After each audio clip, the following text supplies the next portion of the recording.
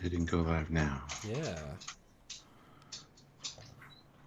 Yes, yes, yes. Good, good, There we good. go. Hey guys, we're live apparently. There we go. Good. Good. Ozzy starts off with $5. Ooh. Hi, Super Captain Foley, Foley, Foley, and Superior Commander Murph, Great Koala. Wow, that's a mashup. I think I feel slightly betrayed. Just a little bit. Just a little bit. Hi, Stuart. Hi, How goes Samuel. your remodel? I know I've been busy today. Extra busy today. Good. Pretty much, I think another week and they'll be all finished up. But then obviously the you getting it, like all the stuff. Oh yeah, that's gonna take a while too. But yeah. But the the thing people is, won't be at my house, so yeah. But things are you gonna match the new background you did for all of those 1.5 weeks? Are you gonna try to do another one? I'm gonna have a much better background. Okay. Not quite sure what I'm doing yet, but I'm gonna have something cool. Don't worry. Well, if you need any big ship renders, let me know. You can always print the Protostar at like 27 inches and just shove on the back. There you go. Yeah. Yeah. We'll see. We'll see what we have going on. Andy Urich puts in $5. Hi, Andy. Hologram Janeway wants you to hit the like button, the one on your other left. Yes. Yes. Yes. Hit the like button, guys. I want to get to 30 likes right away. Almost there, so hit it. I mean, you probably will like the episode, so even if it's just liking for us or just the episode, I mean, one or the other. Or just hanging out. You like hanging out with us and everybody in the chat? Yeah. No, so this episode's probably going to be, probably could be, what depends on your reaction, as in the audience's, a shorter review because it isn't the full 40 minutes. It is only 24, as with Lower Decks, although those we did full 2 hours, but there is more canon to talk about in those. These is obviously isolated quadrant-wise. So we'll see how long this guys is, but if you guys can come and super chat and strong, etc., that'd be really cool. Anything does make a difference, as you know, but speaking of, should I just go start sharing? Sure. All right. See you in a minute. Yeah. All right, hit the 30 likes, guys, but I think we get to 50, so hit that like button. Livy Julius throws in $5. Yes, I can't believe I get to see the commander, Cockings, and Stuart, who is an ensign or captain or whatever. Haha. Funny. Anyway, so yeah, guys, if you want to super chat, it's a great way to let us know what's on your mind.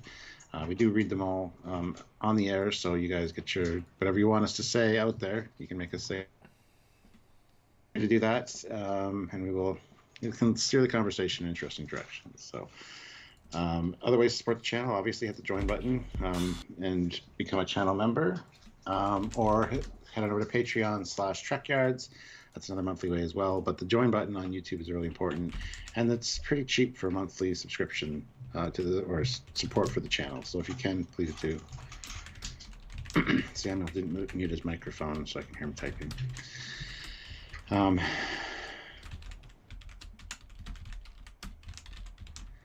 So yeah, other ways you can check out the links down below. There's links to the Teespring store and the TeePublic store. The TeePublic store has some sales on this month, so check those out. Some really cool Trekyards merchandise down there. So if you want to pick some up, that would be awesome.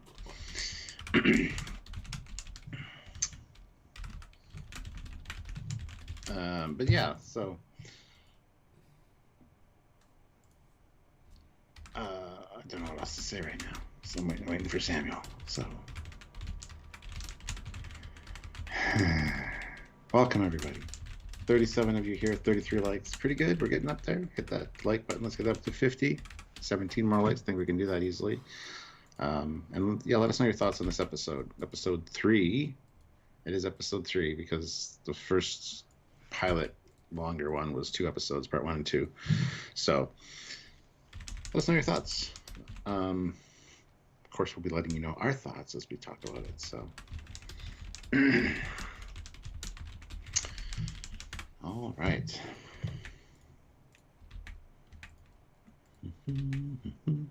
Hi Donnie, how's it going? Sergeant Montgomery, Ozzy, Chuck. Good to see you guys. Mark Lawrence is here too. He's telling you to hit that like button, so please do.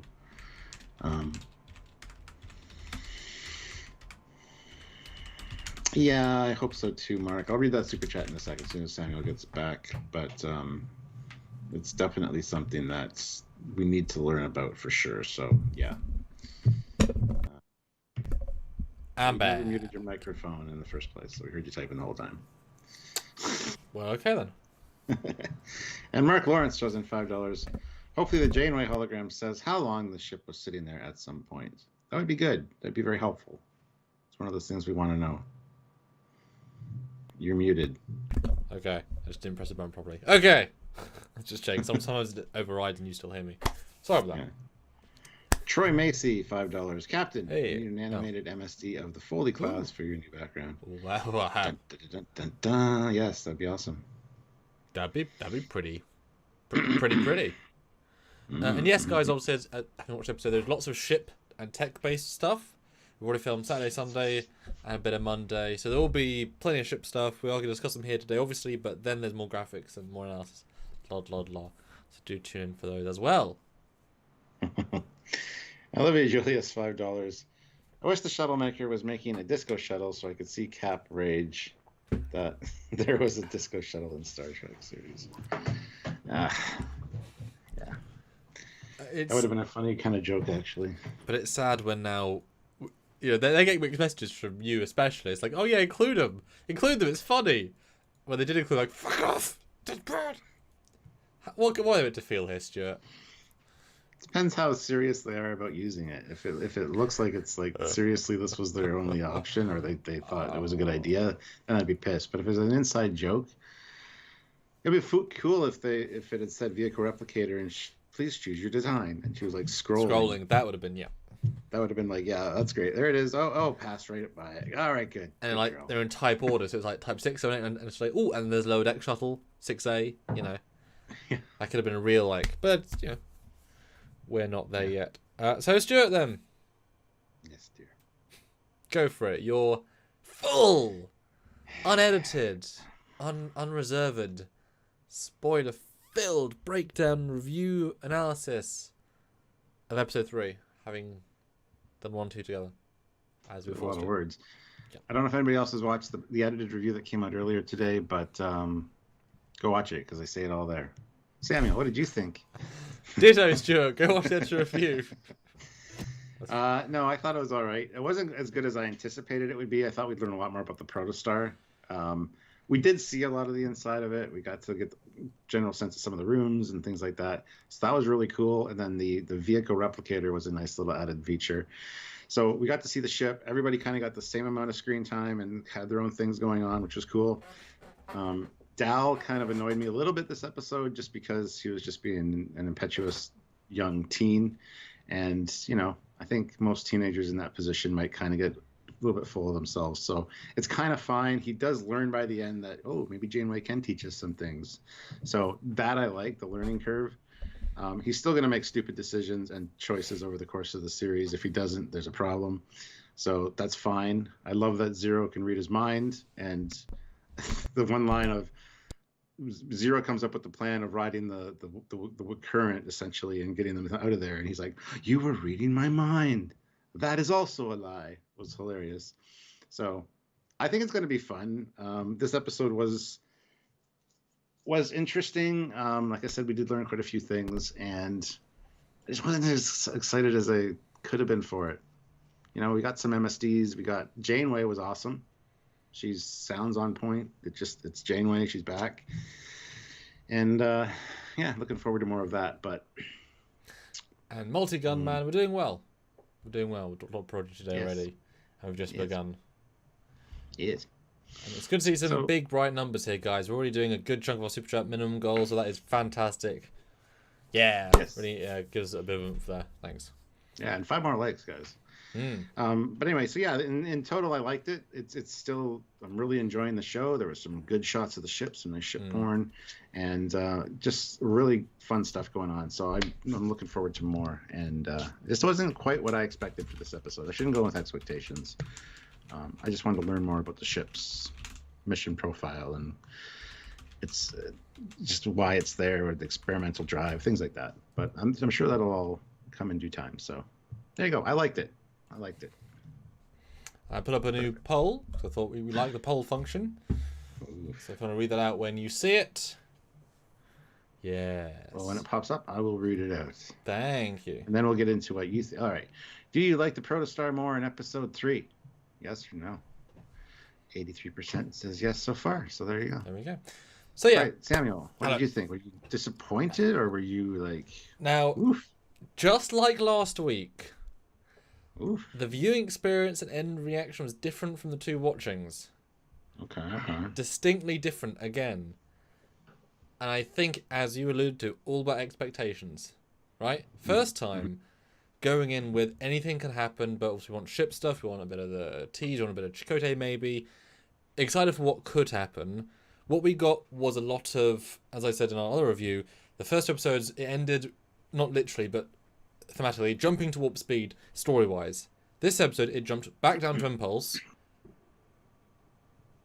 did a thing, which is sort of tension-filled, but you know they're going to be fine, and it's more of a...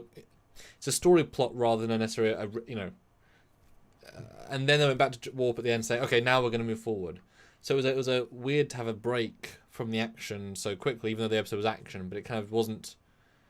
You know what I mean, but it felt like that sort of that respite. So the first time watching it, it was very much, oh, is that it? Well, I like some of the scenes. The overall story was lackluster, and certainly, yes, they hurt the Dowell character. The second time watching it, where I obviously know what's going to happen, there's no expectations, I'm just there. Then it's a much more fun ride, because you're not expecting anything else. You're only enjoying what's there. You don't think it's going to give you good things. Watching any movie a second time, not hoping for an Oscar winner. You're just enjoying it because it's there, because it might be fun. Enjoy it more the second time, for sure. But it in as much of a this episode and skip. Get to episode 3 or 4. Not in a bad way, just, okay, this one's the one to get us to the next episode.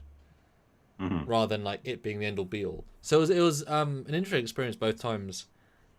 It's good. It's different. Wish there were longer episodes though. Yes, that would have helped. It needed another story beat that had a bit of meat to it. And honestly, it needed a sequence where they're actually at warp to justify the guy at the end saying, I found their warp trail. They never went to warp on screen. It needed a moment where we see him at warp and then everyone's like, wow, this is impressive, and a sense of like forward momentum. It felt like they just happened to sort of, they left the planet and then 5 seconds later they said, oh, we'll go to this place, which is so close it takes 44 minutes. Like that disconnect between space, time, and distance made it all feel very empty and just like, oh, it's a thing, oh, it's a thing, oh, it's a thing. Yeah. And it's ironic because even before the last scene with the diviner launching a ship, there's this scene of the ship like, flying away from the camera, and you're like waiting for the warp jump. It never happens, and it's a pretty long scene. Yeah, it's very long. I don't know if you felt that way too, but it's like even the second time. I knew it wasn't gonna happen. I was waiting the second time. Every time I watched it, which is 4 times now, I thought the same thing. It's like, this is a perfect place for a warp jump, guys. No, okay. It's like that scene in Lower Decks when they say, I wonder how Boydman's doing on the Titan. Now, next scene in the Cerritos. It's like, that's your cut point. That's the exact thematic point. Yeah, very strange. And since we didn't see him go to warp, it just annoys me because there is no warp trail if you don't go to warp. But they obviously did go to warp to get to the red giant thing, but just another disconnect.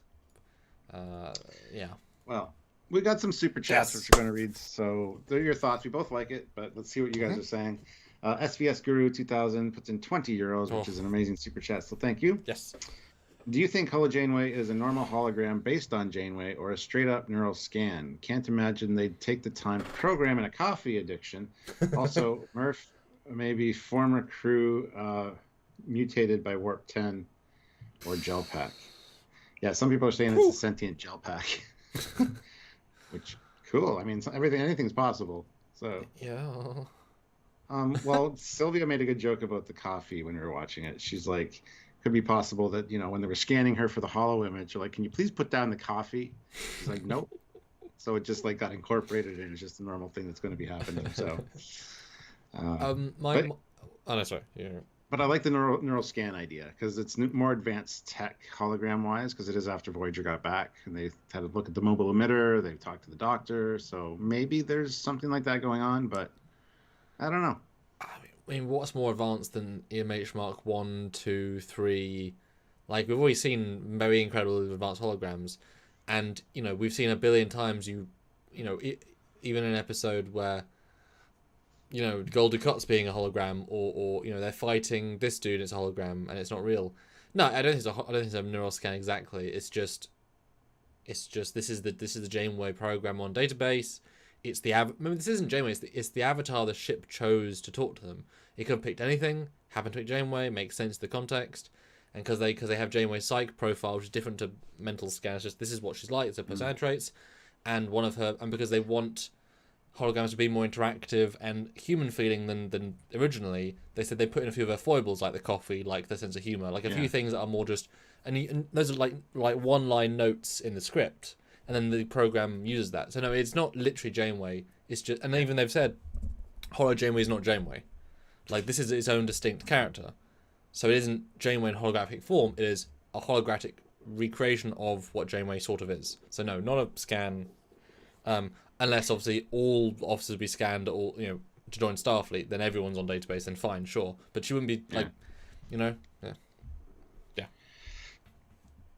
I just thought of an interesting idea while you were talking about holograms. Would it be cool if Moriarty and the Doctor start their own hollow not clinic, but research facility to make holograms more interactive, more not necessarily sentient, but more. I don't know. I think that would be an interesting story idea, actually, because they both kind of overcome that, and it'd be neat. And then you'd have Barclay agree to make a hologram of himself, just so he can join in and not be excluded as a holo thing. I like that. That's really great, right? The problem is Star Trek Picard ruins that because they're literally just devaluing all sentient. Android holograms, arguably Data has more sentience than the Doctor. I don't think that's actually, no, not arguable. He does. Like, so the fact they've already went down that road implies they haven't, the version really regressed. So they can't really go that way, even though it would be the obvious thing. But Picard does a few messing uppy things, and we've got to live with that. So that would have been cool.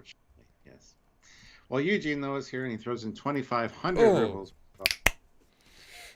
Well, after rewatch, episode 1 and 2 seems less like a mix of multiple things, but as full-blown JJ Trek, especially the musical theme, with a bit of one other thing. That thing scares me because it's me, Andromeda, especially in episode 3 where I yelled for every other shot, "That's Tempest."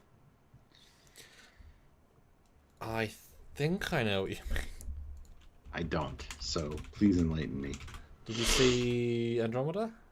I've seen some of it. Oh, oh no, he means the video game Andromeda, the Mass Effect Andromeda. The Tempest is the ship. Yeah, I mean, yeah, okay, it's similar, the way it flies. Yeah, I could see that. I mean, it's not very close design, but I do know what I mean. Okay. Well, sorry, man. Hopefully it gets better for you. Yeah, I didn't get almost any Star Wars vibes in this one, but I got a lot Not till the end. Or when you see the diviner put that whatever it was on his back, that felt very like Darth Vader getting ready. Yeah. And then the big ship launch was very Star Destroyer-y. So okay, it's not a Death Star; it's a Death Spike. Yeah. That'll. But obviously that's still on the planet, so it makes sense. It would carry over, I guess. No, I mean definitely this could have been straight out of a JJ movie. It could easily be JJ kids show. Just swap Janeway's costume and that is it. And you could even have with Kate Mulgrew as Janeway in the thing. It wouldn't have been quite fun. But obviously it helps to have the positive attitudes and vibes. But it isn't about that yet. This episode is about the crew being a crew, about getting a sense of the ship, and honestly, this episode is about teasing us, the audience. Because each room we see, for a kid, you're just looking at, oh look, here's where they eat. For those of us that have been watching Trek for, like yourself, 60 or 70 years, and me, 20 to 30 years.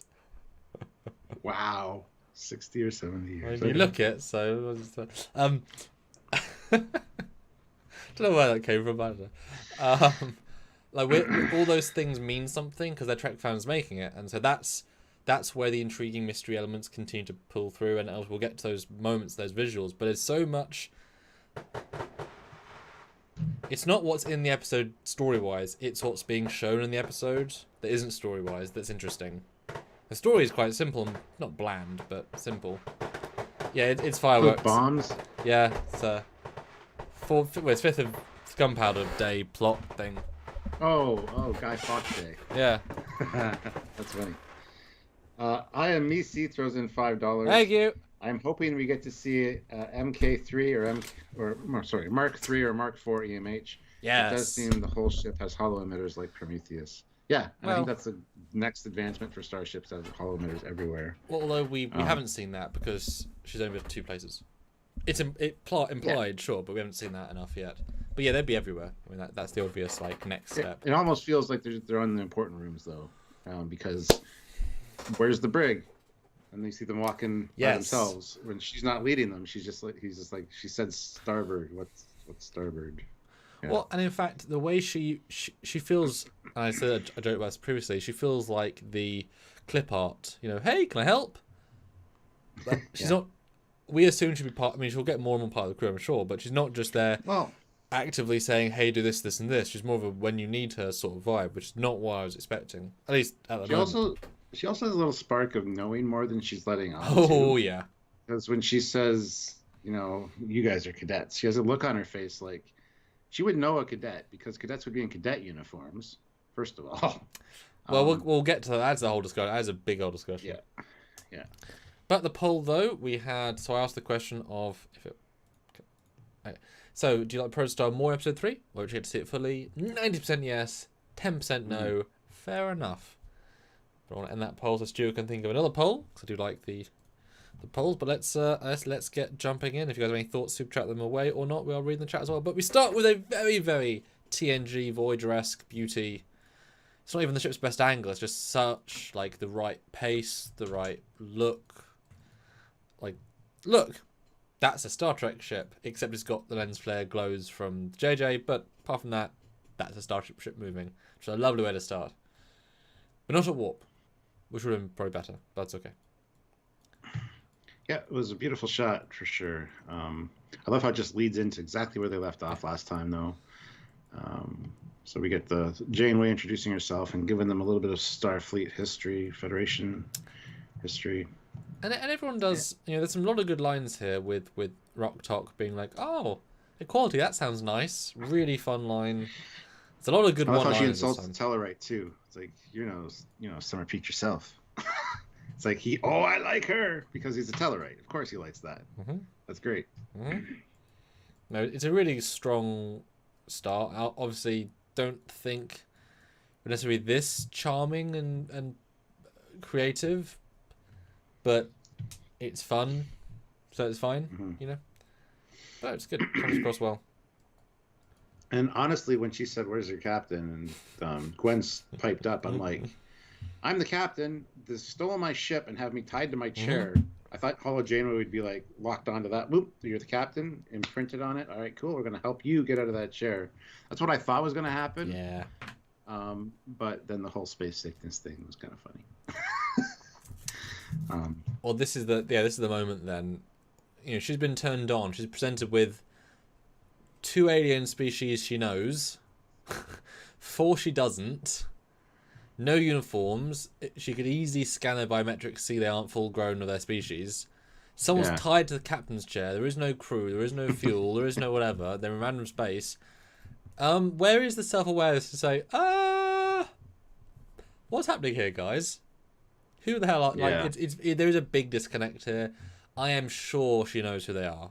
She knows they're not real cadets. I'm sure she's leading them on. Because that's why I think she wants to get them back to the Federation. Well, yeah. But I assume that, if she was like, you guys aren't meant to be on the ship, they'd say, well, computer and Janeway. It's better she's on and active and work goes along with that. I'm assuming that's going to be a reveal. I think so, yeah. Give me a bit of credit though, because there wasn't much hint to that, but she should really be able to scan them and know this is clear, not a cadet crew. I mean, cadets wear uniforms. I don't know why she was saying you're cadets and not. It's like, no. Well, even when it's like, I'm the captain, everybody's like, huh? Quite the vote of confidence. Like, that's obviously he's not the captain. Yeah. So. Yeah, I don't think a 12-year-old is a captain. So it feels like it's going to be something, and so we're like, okay, cross fingers. Yeah, okay, we're going to trust this, you know. Because Janeway, the hologram can't be that stupid. I mean, the Doctor's smart on that. The Doctor, EMH Mark II. Well, you're not on the database instantly. Yeah. Instantly. Saw Romulans instantly next thing. So. Yep. We'll see. Totally agree with that. Yep. Yeah. Then we got a nice little history of the Federation. You see Andorians, Tellarites, Vulcans. Spock. Literally Spock, or at least most. Well, it is Spock. I mean, definitely looks like him. Yeah. Which is nice. That was nice. Well, beyond a nod. And it's nice.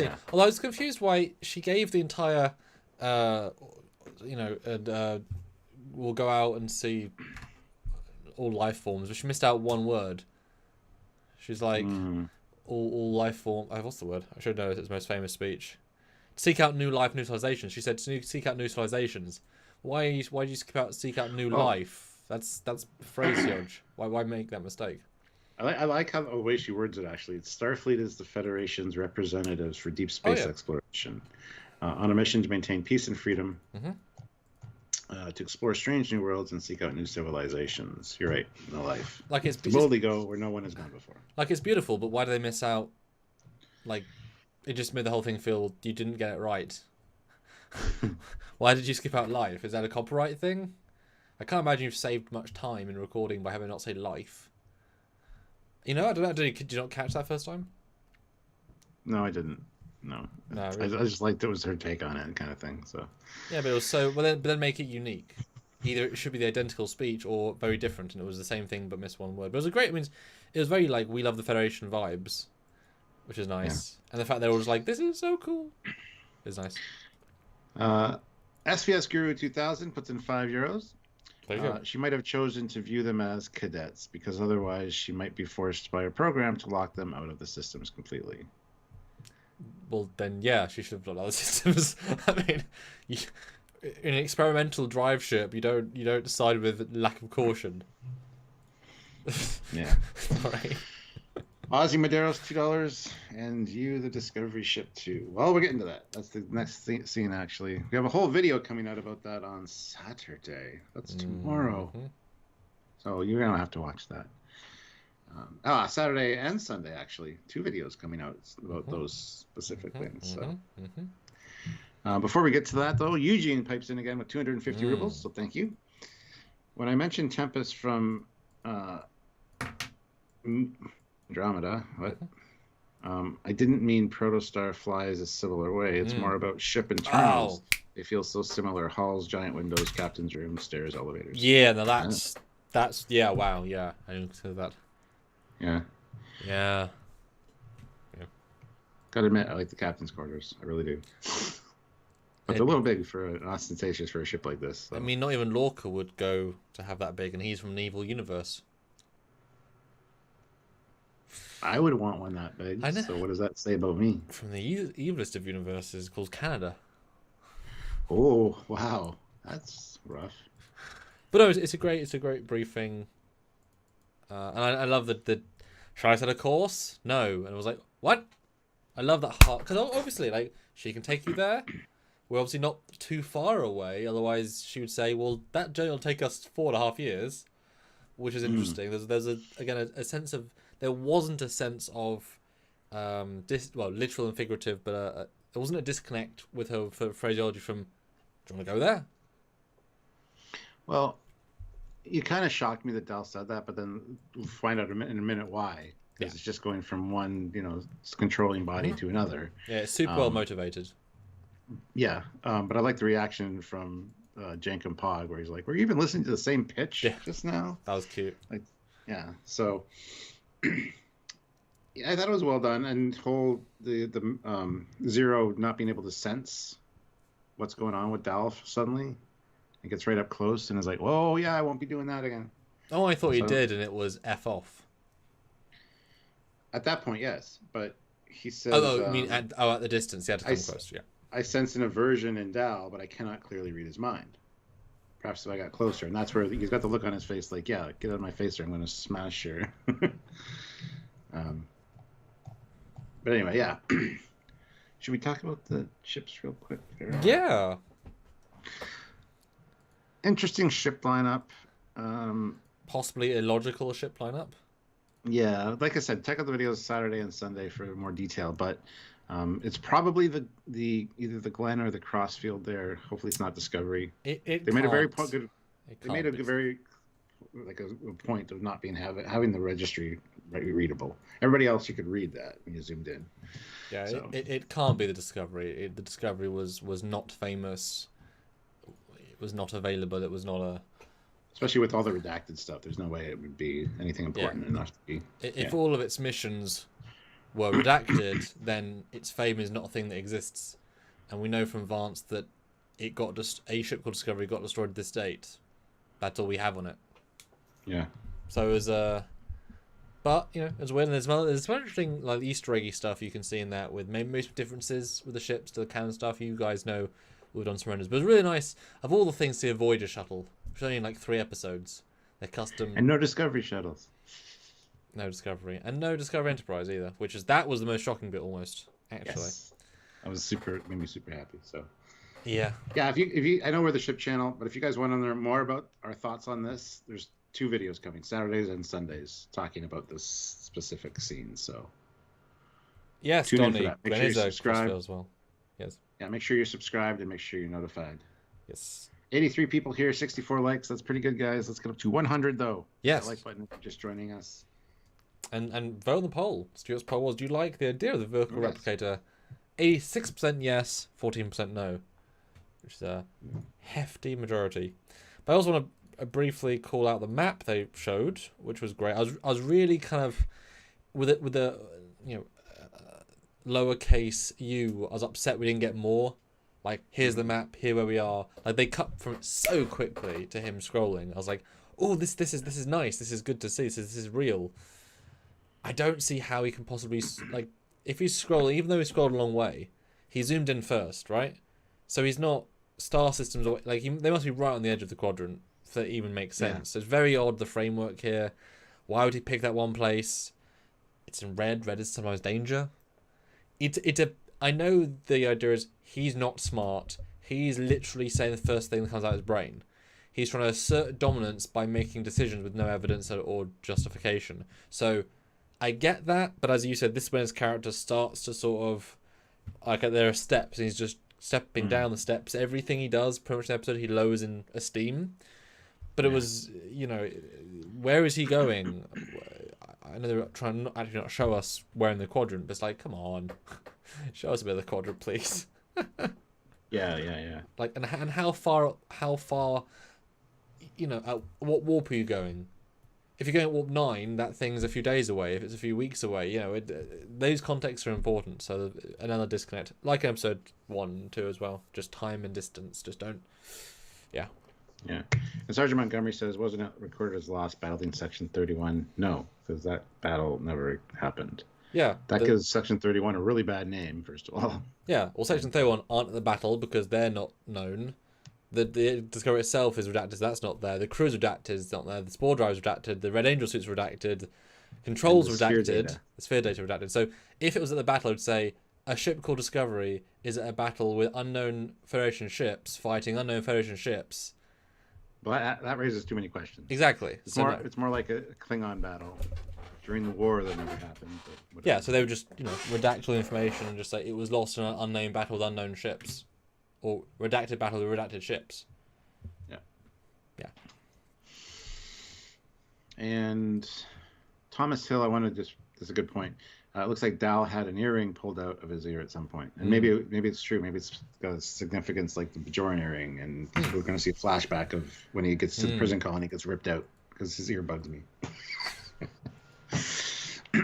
But yeah, he scrolls and to the little red dot, and she's like, I gotta warn you. And he's like, I don't care, Hollow Nanny, we're going. He's like, all right, you're the captain. I'll let you try and kill me on the ship. That's a great plan. I won't stop you. Oh, there must be safety protocols to stop you from sending the ship into a killable environment. Really, really. Yeah. Really. Well, Anyway. Trent C, they did try for a long time. They did try for a long time. Oh, did you hear what did you watch all of my live last night? Because I had an idea. No, I didn't. Since these kids are so young, wouldn't it be interesting if after this series is over, it leads straight into the Starfleet Academy series where these kids actually attend the academy? They get back and they join the academy, and you see their progression as characters. Wouldn't that be cool? I mean, we know that they annoyingly said there might be a Prodigy movie, or if the movie's Star Trek Prodigy Academy. And then the Academy series follows right off the heels of that. That's interesting. But I mean, you wouldn't have Zero in Starfleet Academies. He's already out. Murph isn't going to be an academy. I don't think. Ragtag, Rock, whatever. So it's really just the Tellarite and him. But no, I can see them all attending the academy. Every one of them. What, the Medusan? Yeah, why not? You prejudice against Medusans? Not everyone can be in Starfleet just because of reasons. But reasons, though, Stuart, we once again see this massive open hallway space, which leads onto a very large turbolift, and this must be hinting. We don't know if staircases or big open spaces. This absolutely feels like a ambassadorial space where you take delegates and you bring the Admiralty up via the sexy stairs into the sexy big open space. Like, in Tychon Droga, you step out into the corridor for the first time, it's like, oh, here it is. This is absolutely going to be some sort of reveal where this was never meant to be a ship in production. It was meant to be a ship to show off, to do something special, and they've got designated spaces for that, because that's such an unnecessary space. Yeah, it is, but it's very grandiose and nice. Like, I love the dual staircase going up the bridge. Yeah. There's also another staircase there going down. Like, it's very beautifully designed, but it seems like such a waste of space on such a small ship. Well, it's extremely not Starfleet. Like, to an absolute... Starbase, sure. In a Starbase, right. But it's extremely not Starfleet design, except for a specific purpose, which obviously it's going to be, but yeah. But this is a good scene. This is another good little scene. Bit of tension here. Because, he lies all the time. Not a good thing to say about your captain, but I'm lying for us. It's like, yeah, still. Yeah. It's good, though. Yeah. Oh, I do like that he gives a reason for not wanting to go where she suggested, so that was great. But, yeah, they don't agree with him, and I think, I don't know, Dal in this episode is just kind of But he's got a distinct, like, I'm going to buck all the authority because I can, because it's my ship now. And I feel cocky and confident that I just escaped. Because I did it. We didn't do it. I did it. And then by the end, at least, he's like, hey, Janeway, can you teach us a few more things? I still think he hasn't learned his lesson. He's going to be like, I can use these other things it's going to teach me to be, do what I want to do. So, but yeah, this is a great conversation, this whole thing. No, very, very true. I mean, he's free for the first time with a powerful spaceship. They managed to escape the tyrant he left. Yeah, I mean, and I love his point that he said, "Do you really think if we go back to the Federation on a stolen Starfleet ship, we're renegades? Who says which side they're going to go on? They wouldn't give him the ship. They wouldn't. They wouldn't necessarily put him in prison, but they would certainly get some sort of punishment for stealing a ship." Kidnapping somebody, they wouldn't be rewarded for this. So why would you go and get the ship back? Well, just the way he even said it, like, it was so slangy. Like, yeah, they're gonna really offer us help when we're fugitives and we roll up in their stolen ship. Yep, it's great. I mean, yeah, it's a really good point. So I understand exactly why give one prison, even if the other prison's less worse. I mean, a lot of dictatorships have a nice front-facing persona, at least to certain people. Yeah. So that was a really good scene, and he was a bit more balanced here. But you saw kind of he's a street kid. He's always gonna be a street kid sort of vibe. But then Murph finds the turbo lift, or two turbo lifts, I guess, because there's a door 1 and 2 behind the main door. And there is the panel on the wall says level 1, level 2, level 3, level 4, level 5, and maybe level 6. You can't really read the. Well, just the way he even said it, like, it was so slangy. Like, yeah, they're gonna really offer us help when we're fugitives and we roll up in their stolen ship. Yep. Well, I mean, yeah, it's a really good point. So I understand exactly why give one prison, even if the other prison's less worse. I mean, a lot of dictatorships have a nice front-facing persona, at least to certain people. Yeah. So that was a really good scene. And he was a bit more balanced here. But you saw kind of he's a street kid. He's always gonna be a street kid sort of vibe. Because there is an MSD in this, so we do know deck amounts. Yes. Ooh. God, that text is small. And boy, you must have been happy at this multicolored Elcars. Come on, that's like... Well, yeah, it was great. And later, the one in engineering's got TNG vibes to it with the colors. Yeah. It's got a whole panel that's very TNG-ish. But yeah, Rock and Pog decide to go check out the ship because it's their ship now. Go explore, which I was like, yes, let's see what we can see. And yeah, then there's the engineering console that has the very TNG colors still. But the TNG colors and the blue do not mix. Yeah. For the record. I just don't. It does look, while it looks childishly cool, it looks as if someone went to Photoshop and said, oh, that'll be bright, that'll be bright, that'll be bright. It doesn't connect really well together. But boy, what a brig, Stuart. What a giant brig set. I'm just wondering why in the brig there's a button that says flight status, planetary tracker. But anyway, let's... Well, yeah, but they've got 3 or 2 warp activators on another station. I think the whole ship is kind of integrated in itself. Yeah, if it's not a production ship, it's meant to be for a specific mission, then you can imagine there'll be some sense of, well, every console needs to be revolved around their engines in some way, because that's its one thing. You know. But yeah, big brig, 2 brig spaces that are huge, and 1 big room. Is there only 2 or is there 3? Because the way the shape of the room is, you see the one behind Dal and the Medusan to the one side. Yeah. I don't know if it's just a V shape or if it's actually like she's in the middle one and there's one on each side of that. I think it's a V shape, but I know what you mean. I think we do see the other side of the room later, so we'll be able to kind of tell. But it's a good chat. He's kind of monologuing and then says, "Can she hear me?" And she's like, "Yes, I can hear you." So it's quite a... Yeah. Well, and I pointed out last night too, she's listening to everything that's being said, and Zero's saying, you know, I want to read her mind. I want to find out what her dad wants with this ship. She doesn't know her dad's plans. She doesn't know that her dad's been looking for the ship. So she's building up all this information about how her dad has basically not told her anything or lied to her. And even in this one, she says, all I have to do is wait because he'll come. But I think there's going to be a point where there's a decision to save the ship or her, and he's going to choose the ship. Oh, yeah. And she's going to realize that, she shouldn't be loyal to him at all. That's what I think is going to happen. So. And Sergeant Montgomery says they did record Discovery's being destroyed. Spock suggested the all participants be barred from talking about Discovery, her crew and Spore Drive under penalty of treason. Suggestion, did they? Yes, because in the future they say we know nothing about Discovery or the Spore Drive or you people, which confirmed that yes, it was fully redacted and no one ever knew about them again. So Discovery already closed that book. Yeah, and if they don't know, in the mega future when they're like the remnants of Starfleet, like they would know. So yeah, and it also explains why in the Tholian web it's a mutiny on a starship. No such incident has ever been recorded. It was on the Shinjo, I know, but you can't mention your sister because you never mentioned your sister. Because her career is redacted too. But also, I felt like he would have, Spock knew, because he would have kept track of his sister. But yes. But yeah. What a good introduction to villain though, with these life support tubes in the armor, and from being this dying looking man to this quite epic looking good job. I like Dal's response though to the whole he's gonna come after us. What? Guy in a tank? What's he gonna do? Swim at me? And Zero's like, you laugh, but you're scared.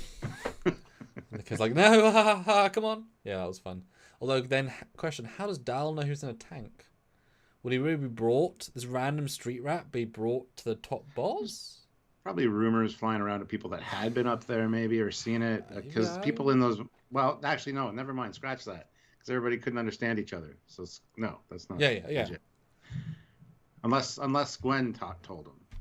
Because we know they had talked a few times maybe, so... So, tell me about your parents. My dad's in a tank. What? Yeah, he used to work in... He really wants to work in cetacean ops somewhere, but... He's been training for years. He's dressing for the job he wants, not the job he has. Yeah, I mean, that's good. I think we've solved it. Solved it. There you go. Matt the dolphin started here, Stuart. Well, the whale, I mean. Yeah, I don't know what they put on him. It's some kind of armor. This had a very Star Wars vibe to it for sure. I got more Stargate-y, like other vibes, but yeah, definitely other sci-fi. I don't think it's armor. I think it's the life support system. Yeah, it's the miniaturized tank. Yeah. You know, he is going to die if he doesn't have this. But it's interesting to see such a transformation. It's cool. It's a good scene. Yeah, it got the riots under control. The damage is minimal.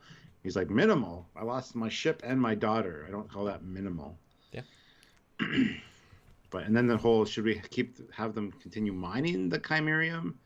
And he's like, yes, I'm going to need all of it for trade to get my ship back. So. Yeah. And and to keep them exhausted so they don't riot anymore. It's a very logical set of stuff. Since now his entire life has been taken from him, I mean, you can imagine the amount of focus he's going to show now is, well, all in one direction. Yeah. Yeah, the Divine looks like a Riemann. Yeah. Riemann hybrid, yeah. And David's right. Yeah, if you remember in the first episode, Gwen's father has gone to great lengths to prevent her from learning anything about the Federation. What will he do now that she knows about the Federation? What will she do is the more important question. But yeah. SVS Guru, 2,005 euros. Thank you. The Diviner looks weirdly Riemann. Definitely a bit. We just read that, though, with General Grievous. You didn't have to super chat that, but thank you. Oh, yeah. Unless it was one of those timing things. Yeah, he might have been in the super chat menu. Now, this is our first indication. They go to the mess hall, and it's pretty big. Easy enough spaces for the 30 people. And it looks like the mess hall out of the movie Alien. Yeah. Or Lost in Space, if you remember the big ship they go onto, is very similar. So this is not like Star Trek looking. This is, silver reflect. I mean, the Trek doesn't do reflective surfaces like this. That's not. It's not very practical. So it's very JJ, very, well, more dirty JJ. Like it's nice enough. Don't get me wrong, but it's missing that Star Trek something. Maybe even just some plants, honestly. Like, because 10-4 tends to be a bit more of a friendly environment, or mess hall. It's just sort of, like I say, any sci-fi ever with replicators. Yeah, even the replicators don't really look Starfleet.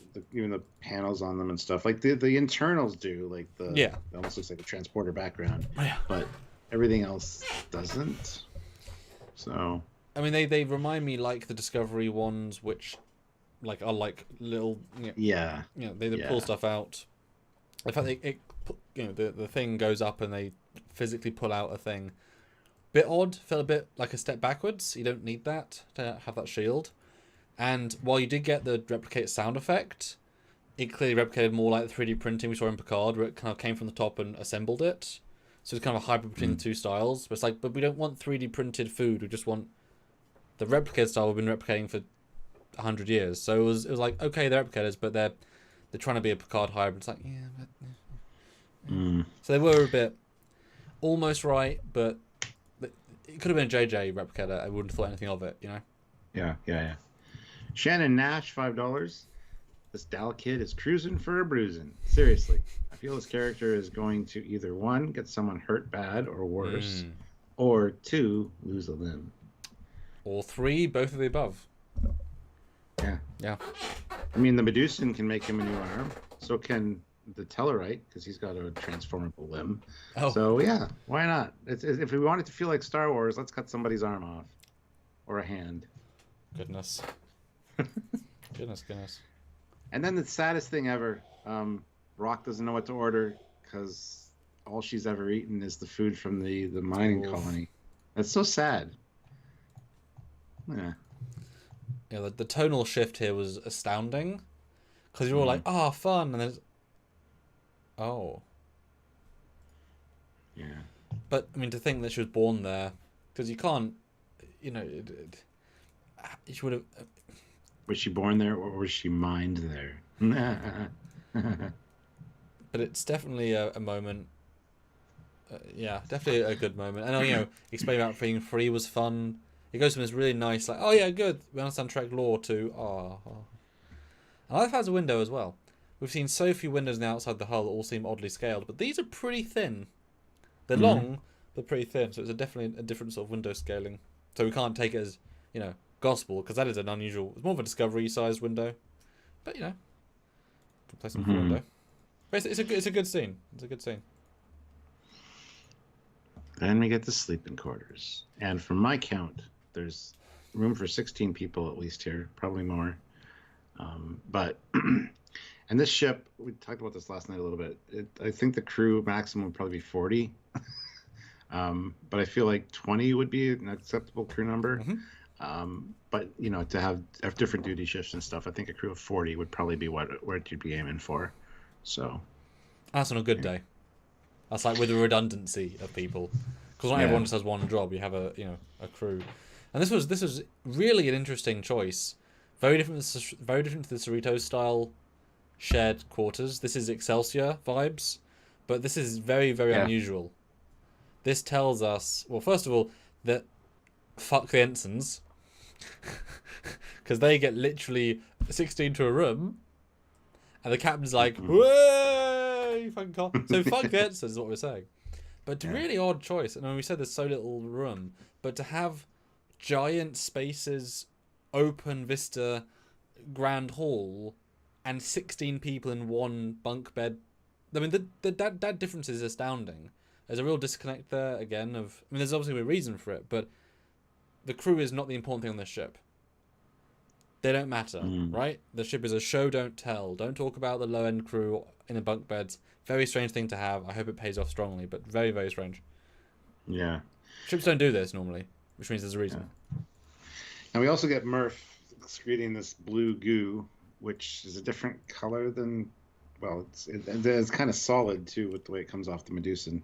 So I don't know if it's going to be important at some point, but I think there's more to Murph than what we see so far. So, but anyway. Although Thomas says Voyager used bunk beds as advanced at the time. Don't think they had bunk beds. When did they do bunk beds? Even the lower decks in Lone Shepherd had a full quarters. So no, I think they all had proper crew quarters. Yeah. And Welder215 puts in €10. Thank you so much. Boom. The moment Rock Talk ordered prison food made me feel so sad. Hit like to help me and Trekyards cheer up, people. Yeah, hit that like button, guys. We're at 83. Yeah. 17 more likes to get to 100 if you're just joining us. Please do. But also, briefly, the fact that... I'm ending this poll, by the way. Fantastic. The fact that the Tellarite could order his own home food and it knew what it was interesting. That means he knows about the food from his home world, or at least his culture. And then the fact that this ship also knew the basic prison food, which isn't necessarily going to... Like, the dude recognizes the exact same food. So that implies they are from the Alpha Quadrant, the Diviners race, because they're using Alpha Quadrant food. Once they bring it in, it becomes the thing. There isn't just generic prison food. There's you know what I mean? It's that the fact they knew all the food they asked for. I was expecting a moment where they're saying this, and this, and Jamie's like, we don't have any of those, we don't know any of that stuff. And then says one thing, oh yes, that's classic Tellarite or whatever. So interesting, they sort of knew them all. Again, it's a choice because that isn't just known. You don't have everything on database. Yeah. Doing a new poll here, so moving on to the captain's quarters. I think they're fantastic. Although last thing I did like Zero in this scene saying I'm just going to be over here. That was fun. Just great characterization for Zero in this episode. Really good. But yeah, what a captain's quarters! Wow. Jeez. I mean, Picard.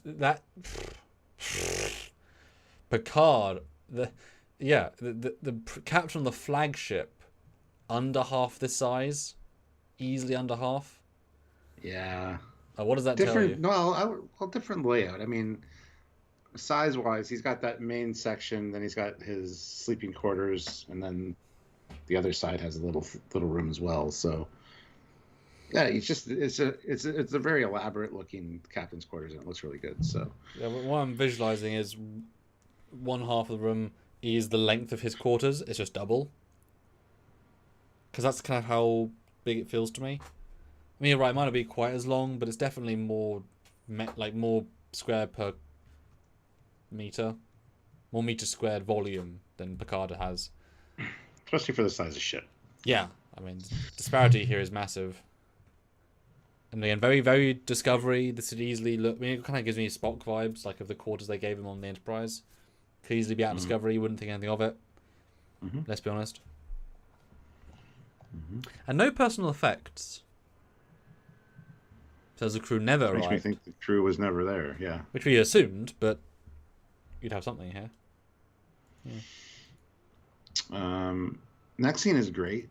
Rock brings in food to Gwen and says, "Why did you never help us, knowing what is happening to us?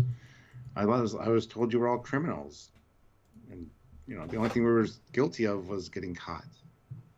So I love it. It's kind of like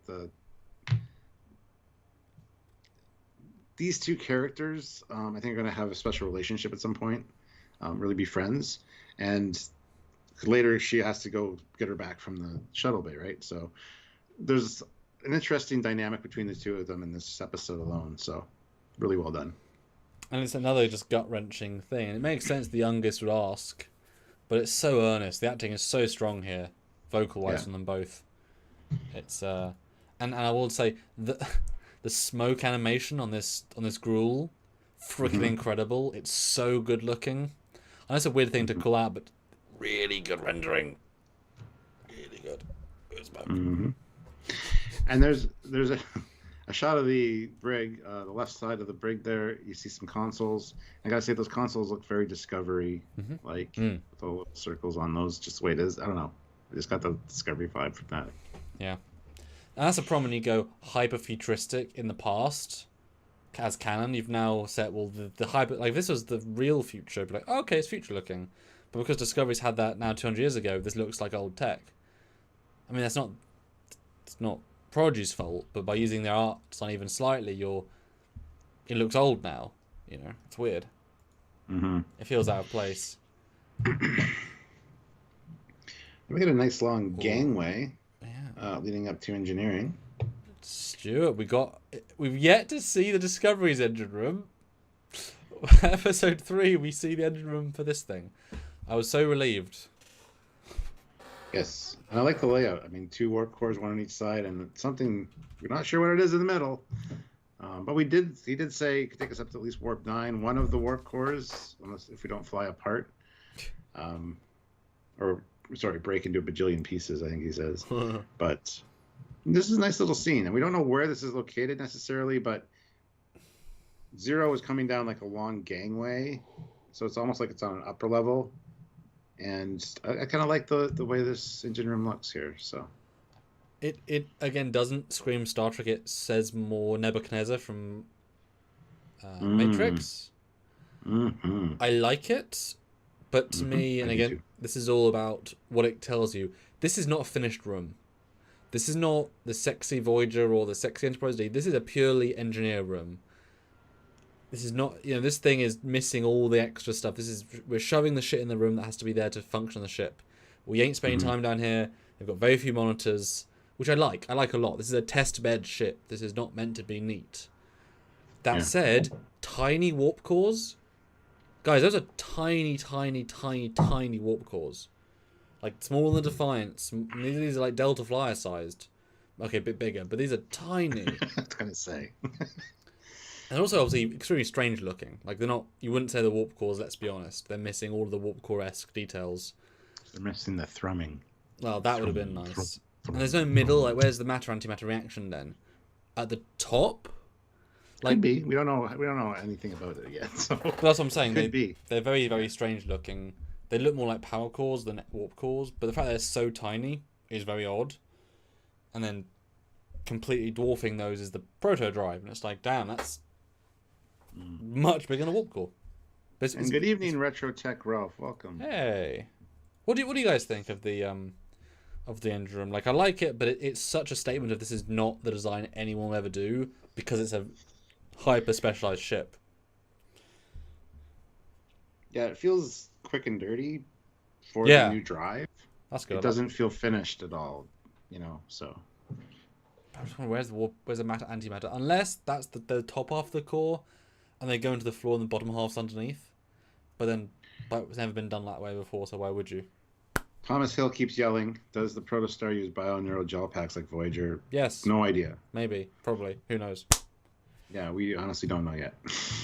And yes, the Defiant did have a big warp core, but it was very warp core-like with all the feeds. This is missing all those things. They're comparable-ish in size, but missing all of the warp core elements. Yeah. Yeah. Hyperdrive. Yeah. Ooh, very Borg-looking engineering. That's a good shout. Yeah, I gotta call this Borg if it was green. I think it's because of the lighting. The lighting is very kind of greenish, and it's got the scaffolding and stuff that Zero was walking across. So yeah, I get it. And the deck plating too is very Borg ship. Let me add some green to it. See how we feel when you make it green.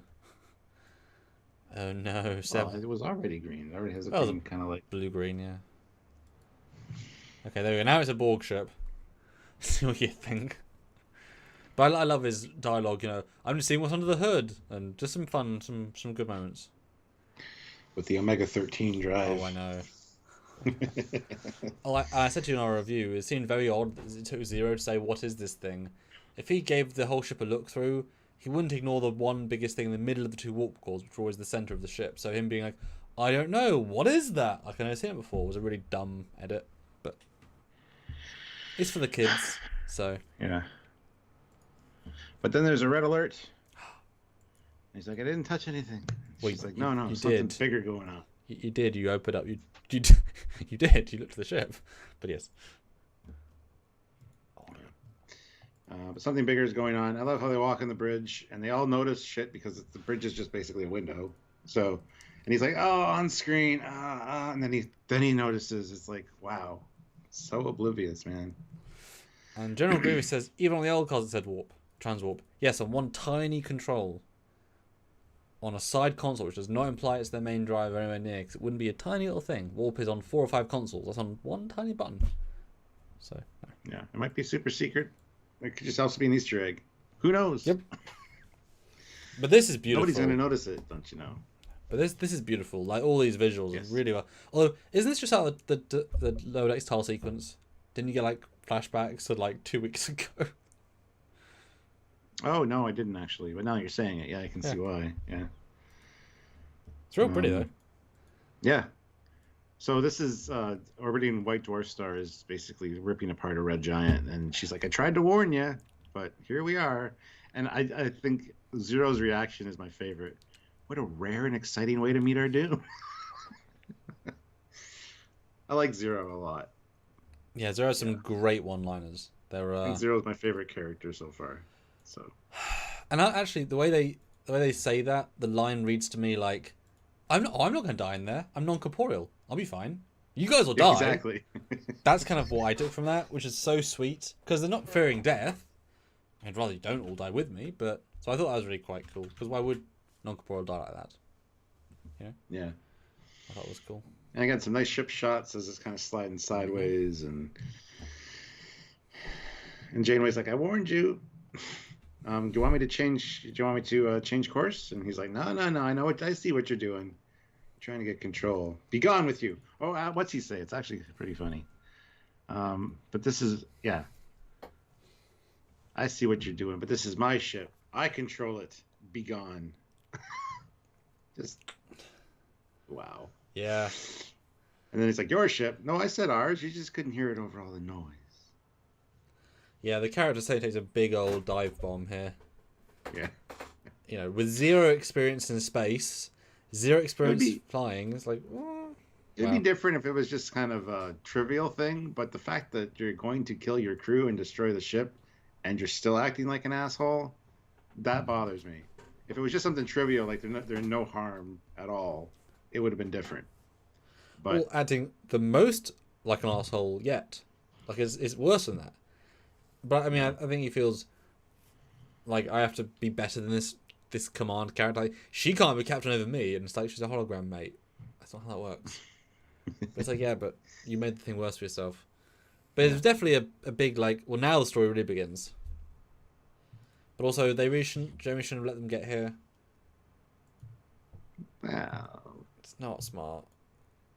it's not like it's going to instantly destroy them. For all she knows, they were doing scientific Starfleet things, studying this phenomenon. I mean, Who knows? that is true. Ununiformed alien cadets we've never met before are known for looking at a spatial phenomenon. Well, it's her first day on the job. Maybe it's the first time she's been fired up. So who knows? It's true. But yeah. Anyway, they're getting sucked into it. Impulse ain't working. So warp us out of here, and he's like, "All right, I'm going to do that thing you said." And she shows up again to be like, "That's probably not a good idea. Warp in a gravitational field like this has really bad consequences." Mm-hmm. Which I kind of expected them to do and have an interesting story with that, honestly. So I was like, oh, okay. Yeah. Yeah, then he's like, divert all power to the impulse engines, and she's like, yeah, but that's going to deactivate, and she gets shut off. I do like the graph, though, that's in front of Pog. Yeah. It's like, so many buttons. So you don't know how to do anything. And yes, here's the MSD, which shows a deck layout as well. We've done an episode on it, you guys can check that out. I do have a problem, obviously, as I'm sure you do, with the divert all power. Because divert all power is never actually meant divert all power. No, it's usually they say divert all non-essential power. Or divert power for non-essential systems. Yeah. Like, but he literally said divert all power, and even the lights flicker. It's like, really? No ship would do that. No ship would have that capability. No, they've said divert power plenty of times in Trek, and it always means divert power from non-essential systems that's available. Yeah. For emergency supplies. So I don't believe for a second that the brig would turn off. That's clearly an essential system if someone's in the brig. If that system's on, it's essential. Yes, and because the brig's never on. Yeah, and that does not take that much power, let's be honest. It's not that one force field that's just enough to keep them in. No. And wouldn't turn the shields off, that's essential. Because without your shields, you're dead. Doesn't matter how much impulse power you have, you're dead. So it does.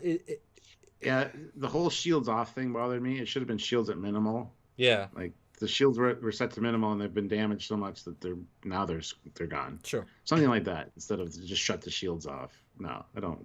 Yeah, divert all power has never meant that, and it's been used a billion times. It doesn't mean it can't be called that, but at that point you'd never give the order. Because then why isn't life support turned off? If the shields are gone and the brig's gone, life support has for sure been turned off too. You can't double standard this. Those two essential systems, life support is off. Why is gravity not off?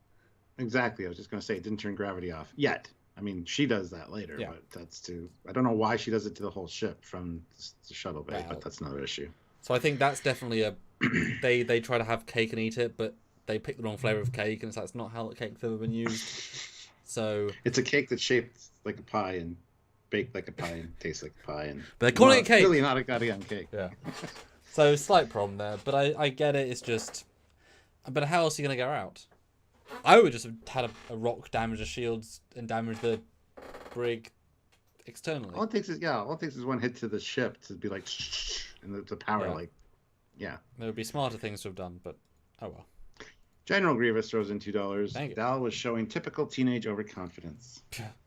Yeah, absolutely. Anyway, she gets out. She goes to the console and finds the escape pods. All three of them. Wow. There's more than that shown on the display she's looking at, as well as the ship. But yeah. And they are shaped.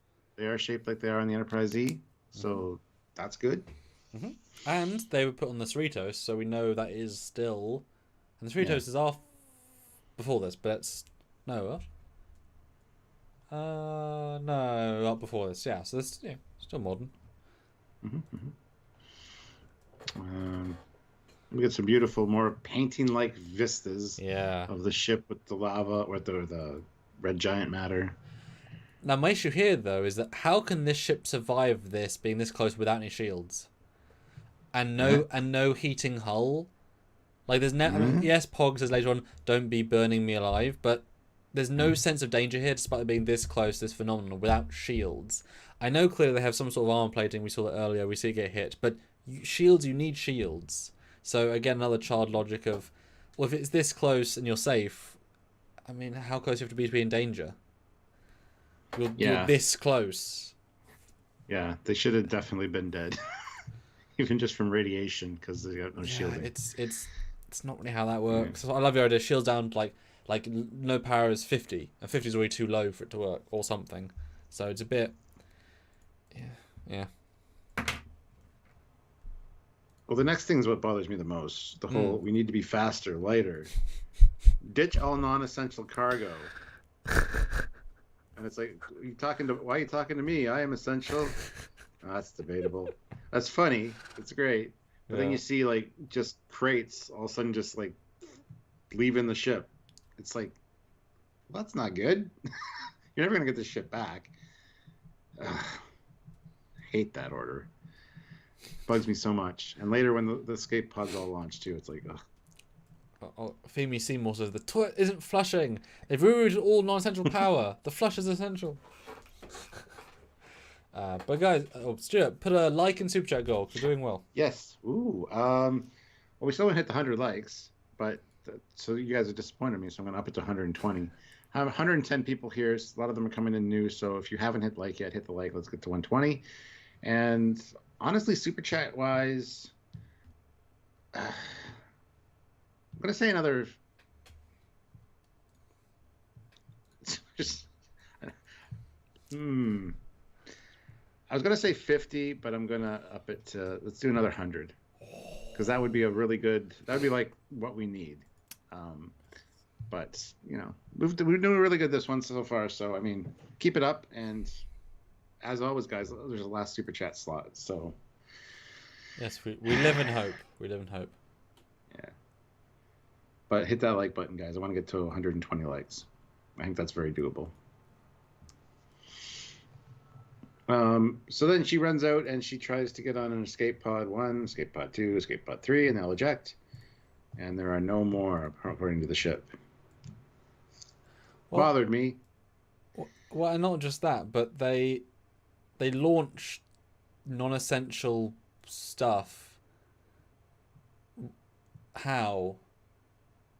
Like, boxes just come out of the hull. Are they just boxes next to airlocks?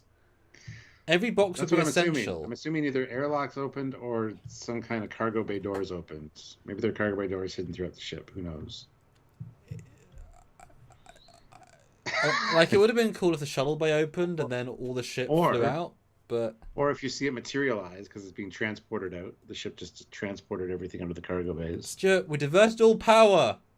Power, Stuart. We're not using transporters. Well, how are they opening doors? You have to use power to open a door. Oh, because he gave well, why are the lights still on, Stuart? The external lights. But it's like, what is this stuff getting flown apart? I know it's a stupid order he's given, but how does he possibly eject stuff? He doesn't know how to do anything. He doesn't know how to turn left or right. We learn later. How is he ejecting non-essential weight? It's such a non-scene, and yeah, escape pods are essential weight. And why are they in one pods each side, even though the escape pods are only on one side each, and there's not how.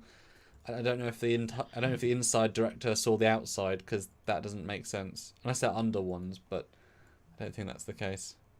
It's a bit weird, Stuart. It's a bit of a weird scene. Again, a bit of a disconnect. Yeah, the crates really bothered me, and then of course, she happens to be at escape pod 1, 2, and 3. Is that the numbering system? Because there's more than that. At least there's 12. 10, I would assume. Yeah, there's 6 on each side, just on the top bit. Yeah. So I wish it would have been like this launching escape pod 8, 9, 10. Because that would have made more sense. Because with 1, 2, and 3, and then the question: are there any more? No. I was like, all right, cool. So escape pods carry 8 people, 10 people each.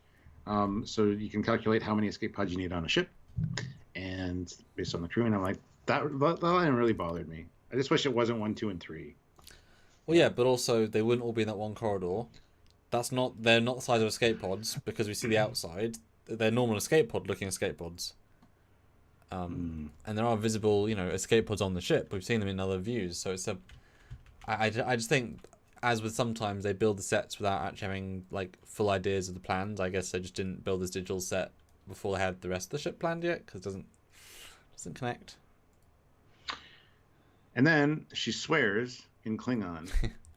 It says Kuvoth, which is an exclamation that means fuck. No, really? Yeah. Yeah. I just looked it up on the Klingon wiki word. Yeah. So double crocked on her. There you've got the Tilly of Prodigy saying her thing. Yeah. And then we sort of see damage. This thing keeps getting hit and it's leaving holes with covered by force fields, so I'm guessing it's pretty damaged after this battle. Before we get to that scene, she says, she asks the computer, is there any other way off the ship? Yes. Or no, she just swears, and it says, would you like the vehicle replicator to create a shuttlecraft? And she asks what that is, and it's like, it's located in the shuttle bay, designed to quickly create any means of transport. Yes, make a shuttlecraft now. What sort of shuttlecraft? If the computer asks Kim or Paris how many super recipes, what shuttle do you want? You think the quickest thing to do would be a Type 15, a little 2-person shuttlecraft. Yeah. Why spend all the resources to make something big? Mm-hmm. You know what I mean? Mm-hmm. So, or a work bee. Here's a goddamn work bee. 1 person. The simplest thing. Yeah, smallest ship possible if it's emergency craft. But yeah, then we get the ship getting hit, and it's very hard to see where damage is, but they are making holes in the hull, which is kind of cool. They broke the ship already. Another beautiful MSD, or side view anyway. We got a nice shot of the registry number at the front of the ship. Yeah. And then no, they're not in the brig. And it's like, yes, all power men, all power, you dumbass. Didn't you know that, Mr. Captain, for all of 10 minutes? No? Okay. Yeah, I mean, I don't know. So this is where we find out that diverting power deactivated the shields, so we're vulnerable to space debris. And should be dead already from the radiation. Yeah. Or gravity. Because the shields also protect you from being pulled in as well. Somewhat. Because then you're just metal. Like, why isn't metal being flung off? Why is how the pylons able to cope with such a gravity well?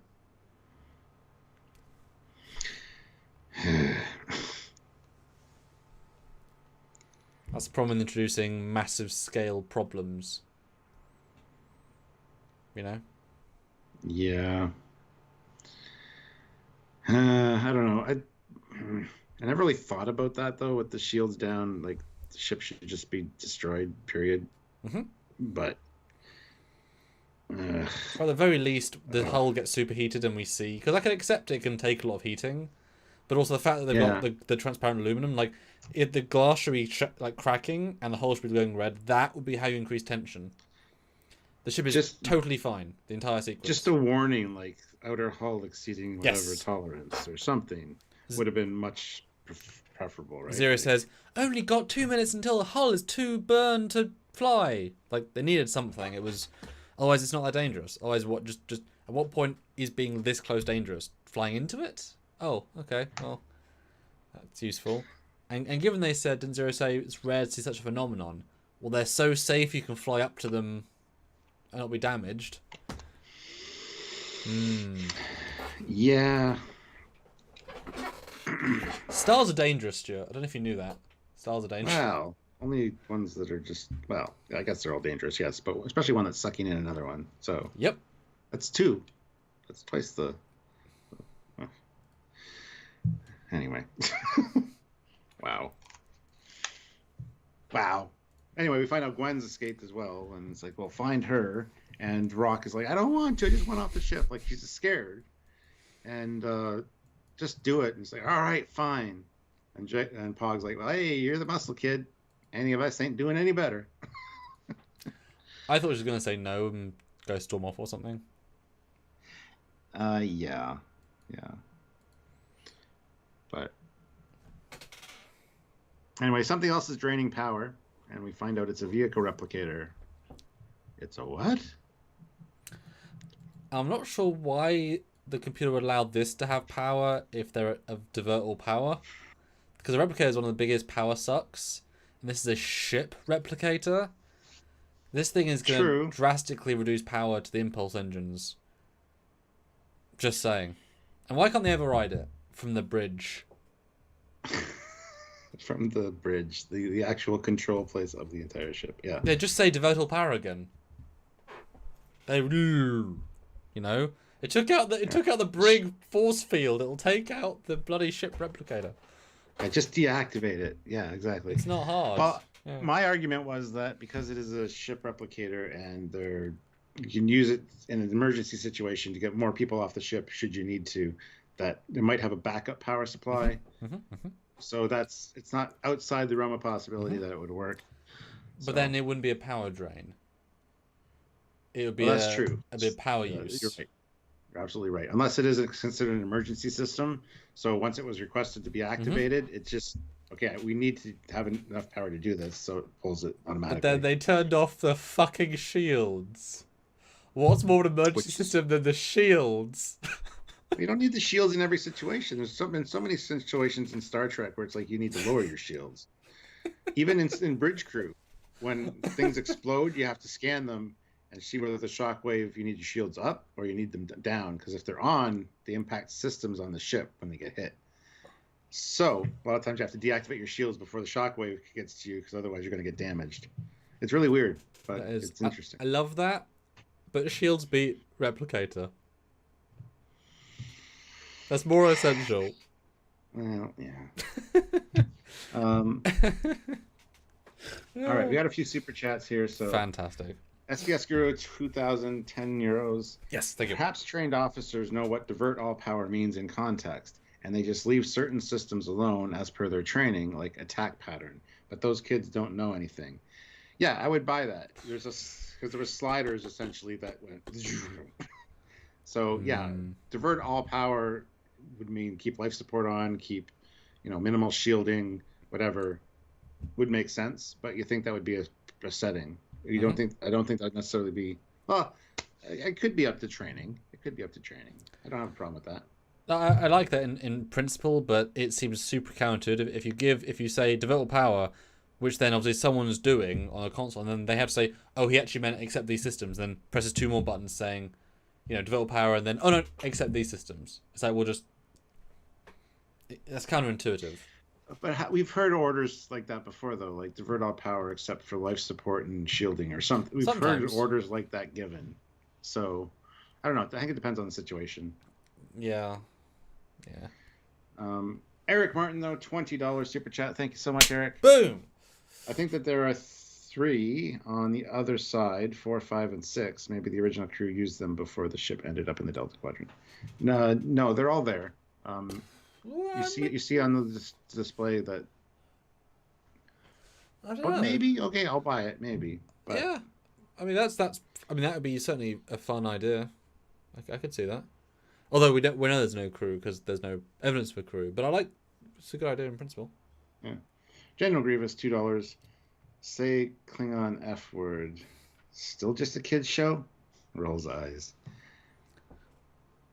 Kids don't know what it means. Yeah, I didn't know what it meant either. I thought it was a swear word in her own language. Then Fleet Paw said it was a Klingon one. I'm like, oh. So I looked it up, and yeah, it's a Klingon one. Well, I mean, Toy Story 1 is a kids' film. It has lots of dirty jokes in it for adults. Oh, yeah. Still a kids' Disney film. Does. Yeah, so that's not that's the point. It's cleverly censored. That's very clever, and it should be done more in theory. But this thing builds a shuttle damn quick. Gets up to 90% here, like 10%, 20%. 2 minutes. Yeah, the only thing that bothers me is that there are people in the build area. Where are the safety protocols? I'm sure it's smart enough to work around them. But yeah, you don't expect anybody to be fighting in the build area, I guess, when you design something like that. But still, even machines in factories these days, if somebody's detected or motion's detected, it'll stop the machine until it gets an override to start again. Or even just for a rat, like anything moving. Yeah. It's like, well, that shouldn't be there. Let's turn it off. Yeah. Stuart, the safety protocol module, Tuesday. No, it's got no power to it. Wow, those emergency protocols really are screwy on the ship. They let you do some things. And I'm wondering why they didn't give us a single clear view of the shuttle. Not one. Well, yeah, we saw little hints and stuff, and the Yeah. insides. Maybe they're saving it. Yeah, yeah, they are. But it's so intercut. It feels very JJ modern track, modern movie. Just like we'll have one exterior shot, but it's definitely a very small shuttle. I really like the idea that this is a very small surface area for the construction. So it's not like a god tech where you can only build, we can build anything. Well, no, it's like a 3D printer. You have this much space. Mm-hmm. There you go. Build whatever you want in that space. So we can build, dedicated, and it would make sense to have custom designed shuttles that could be 3D printed, rather than a Type 9, which circuitry is not designed for that. It needs other things, it needs whatever. If it's all designed around that, then that's why it's quicker, more efficient, has less pieces, less hardware. I think there are going to be custom designed shuttles for this service, which is going to be quite cool if a thing. But yeah, why did you go straight to power gravity? How could you activate gravity from a shuttle bay secondary control panel? Why? I don't know. I think it's such a small ship that everything's interconnected. Because even on the panel here, it says radar, communicator, planet tracker, and targeting again. Like everything. You see a lot of the same stuff. Even tactical, warp core. No, really. Yeah, you got alpha, gamma, delta, omega, system allocation, warp core, con, tactical, manual, RCS, All something from log, this panel. airlock, and manual. Another manual RGS or something. Wow, that is oh yeah, that's what it was. Wow, yeah, that's so odd. But it's such a small ship. I mean, you would assume that the crew on there are all specially trained. They all have the same purpose in mind. You're not going to have just some random, ensign in the shuttle bay that decides to goof around with the console. I don't know. I don't know. It doesn't make sense that she can influence the bridge from the shuttle bay. That's a huge security risk, in my opinion. And she doesn't know the systems. I know she's probably, well, no, I was gonna say she's probably more capable than the engineer guy, but he's an engineer. He would know how more ships work than she does. So how come, and he doesn't know how to go left or right. How does she know how to activate artificial gravity and turn it off? She's not even been on the bridge to look at the controls for more, like the other guy has been for way more time. So she's guessed the artificial gravity controls within 20 seconds. That seems also far-fetched. Could be argued that she's seen a lot more ships, like ships delivering prisoners because she has to greet them all. So maybe she's just seen more systems and had more experiences with ships. Then an engineer? An engineer that worked on a prison planet that just dealt with the mining. Well, you've seen one ship, you've seen them all. True, I know. That means implies you've seen more. Yeah, it's confusing. It is. And Eric Martin throws in $5. Young kids in my neighborhood swear like sailors, so I'm not worried about corrupting kids. Yeah.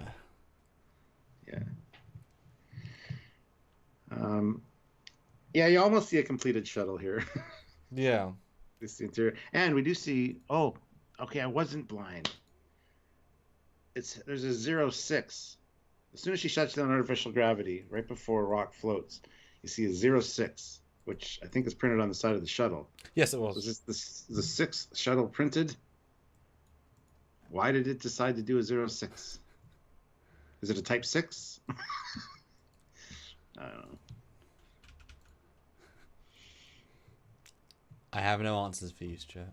Well, I want answers. That's why I'm asking. Come on now. But it's definitely why we're watching Trekyards. Well, we're watching Trekyards, yeah. Yeah, I'm watching Commander Calkins. But this is definitely a shuttle pod, not a shuttle. Tiny size, no storage room, no warp nacelles visible. This is a long, thin shuttle pod. I like the gravity visuals. The way they present it's fun. Visually, it's great. And then, boy, when the guys on the bridge are floating, that's like fire death outside them. They're just like, oh no. Yeah, I'm still upset that the gravity on the bridge went out. But anyway, whatever. And also, why doesn't Zero just float to the ground? They can hover. Exactly. That shouldn't be a problem. I get for a couple of seconds, but there should be an instant. Oh, I've got this. Don't worry, guys. Interestingly, Zero has their legs right now. Mm-hmm. earlier, we're just floating around half this episode. But for now, we've got legs. The leg thing is very random to me. Yep. It's just in between scenes. Well, Snoopy McQueen, $5. Dal got on my nerves, and the writers need to know more about how Starship works. I give this episode a 6 out of 10. Oh, okay. And Mark Lawrence, $5. Maybe it's the sixth one of that type that it printed. Yeah, that's kind of what I assume too. I assume maybe just for fun they'd have a randomness procedure, so each time they print it just randomizes 1 to 10, and you get shot number 4, number 9, number 3. Because why would they rolling the dice? Yeah. Because why would there be 6 pre-printed shuttles before the ship's even launched? But like the ship is so new, yeah, that's possible. It's logical, but also it's kind of weird. But I want to do another poll. So your poll was: do you think Murph is a simple pet, or there's more to him? 10% just a pet, just kind of more I would think. 67 more to him, and 23 going to be really important. Yeah, I think there's a lot more to that character. Yeah. Off. Eric Martin, it's an animated show. Can't expect the same level of care, especially from New Trek. No, it's the opposite, sir. Because Discovery and Picard are more expensive to do less. Every frame here is crafted, so you can expect actually more detail. Because everything is hand done. Eric, I'm so disappointed in you for making that comment. I know him, like, personally. We've gone out for lunch a few times. Dude. The animated show argument is for the general. Have you seen Lower Decks? Not you. Yeah. Have you watched the reviews of this shit? Chris Parnell has upgraded his membership to Captain. Welcome, Captain. Great to see that. Xenocore01 puts in $10. To be fair, flight engineers pull breakers on planes based on the procedure called by the aircraft commander. Automating that removes complete control of power for trained personnel. But Nickelodeon. That's the future. So, yeah. I love here, too, that Dal says, Murph, got any fantastic last-minute heroics? And Murph is just happy to eat a chair. The fact that Murph is eating so much all the time makes me thinking that it's growing. It's going to change into something very soon. That's just my thought. Or John Doe says, sorry, joining late. Got a dispute between Trek Culture and Trek Central. Need you to break a tie. Sure. Ooh, throw it in. That's what we're here for. What's going on? We've been doing this for a while. Longer than both of them, so... So Trek Culture says that Discovery was classified and should not be shown, but Trek Central says Discovery was not classified, just Spore Drive was. This again. We had this long debate. When they go to the future and talk to Vance says Discovery was destroyed, was listed as destroyed. But we have no other information. Yeah. Yes. So it was an unimportant ship with nothing special going on. So all that was really redacted was the Spore Drive and all the shit that they did with it. So. And it wasn't classified, it was removed from the database because Vance, the head of Starfleet, can't access it. It was completely gone. So it was redacted. So yeah, it's a non-important ship. And if all of its missions, like, there is no mission to destroy the sarcophagus ship because that was entirely Spore Drive related. So that's gone. Its mission to destroy the Klingon outpost, that's mission's redacted too. That doesn't exist anymore. And because Michael Burnham has an angel suit as well, that's redacted. Michael's mum's redacted. Section 31 link's redacted. The Battle of the Enterprise was redacted. So it could be the Crossfield, but that doesn't make sense. But it's 100% not the Discovery in logical canon. There's no reason you'd show a random ship that got destroyed that did nothing special. Put it this way: there's at least a dozen test ships, which Discovery would then just be called a test ship with no information on. So to be fair, it should have been the Phoenix. It should have been Zefram Cochrane's Phoenix in place of that ship there, in my opinion. But anyway. Yeah. But yes, and Majestics, there were not other Crossfields. The Glen was destroyed. There was the Crossfield, didn't have a Spore Drive. There were no other of Discovery. So yes and no, there weren't really. So it'd have to be the Crossfield. But then you're saying the Crossfield, without a Spore Drive, was the most important ships in all Federation history. Because that's what that lineup includes, despite the design literally being built around the Spore Drive. So everyone else said, why does the saucer spin? Oh, no reason. No, literally no reason. It's like, oh. Because this is a traveling zoo, and this is one of the carnival rides. No, it's that restaurant. Yes, it's fancy restaurant. Yes. My Andrew po- oh, Sepp. sorry. Andrew Sepp is welcome to the rank of commander. So I was Oh, joined at the rank of commander. So thank you, Andrew. That was welcome. awesome. Thank you so much for jumping in. But I did apologize. Love you guys we actually asked this last week about this time as well. Would you agree there are plenty of small plot holes again this week? 83% yes, 17% no. I was gonna add a bit around of spaces, but it doesn't detract from the enjoyment. I'm just purely clinically saying plot holes, not detract from the story, just plot holes. Mm-hmm. There you go. Now what? Yeah, Murph eating. Maybe just a toddler. Maybe just needs a teeth because didn't eat it really. I love that earlier when the hologram, Janeway showing them stuff, there's a hologram of a planet, and Murph's like, oh, and it just like goes through the back of his head. Yeah, it's cute. I love Zero. This massive situation, and Zero's like, oh, we see a chair. It's like, oh, okay. Yeah. Okay. Now we do get some close-ups of the MSD, which we actually have done a video on, so you guys are gonna have to wait to see that because there's some stuff labeled. A lot of it doesn't make a whole lot of sense for where it's pointing to, but we've done a video on that. So. Oh, and then you get the I'm losing my mind moment, which I think works quite well. Yes, overlapping chatter is all it says in the subtitles, but you hear somebody that probably is Dal's dad, would be my guess, asking Dal for help. And then you hear a female voice, but all it says is overlapping and distinct chatter on the subtitles, which sucks because I thought it would at least hear some of the things. Because what triggers it is, I think Zero says, if you don't act now, we'll die. And it was and the look on Dal's face is like, oh, this has happened to me before, and I got everybody killed. It kind of gets that vibe to me. And it does sound like his dad talking to him or something. He zones out for a minute, and then Janeway, he says, Janeway, I could use your help. And she, comes in. I'll be honest, both times I didn't hear any of the voiceover. Go listen to it. It was so lost in the mix, not even the second time. So thank you for picking up. I heard it the first time. Yeah.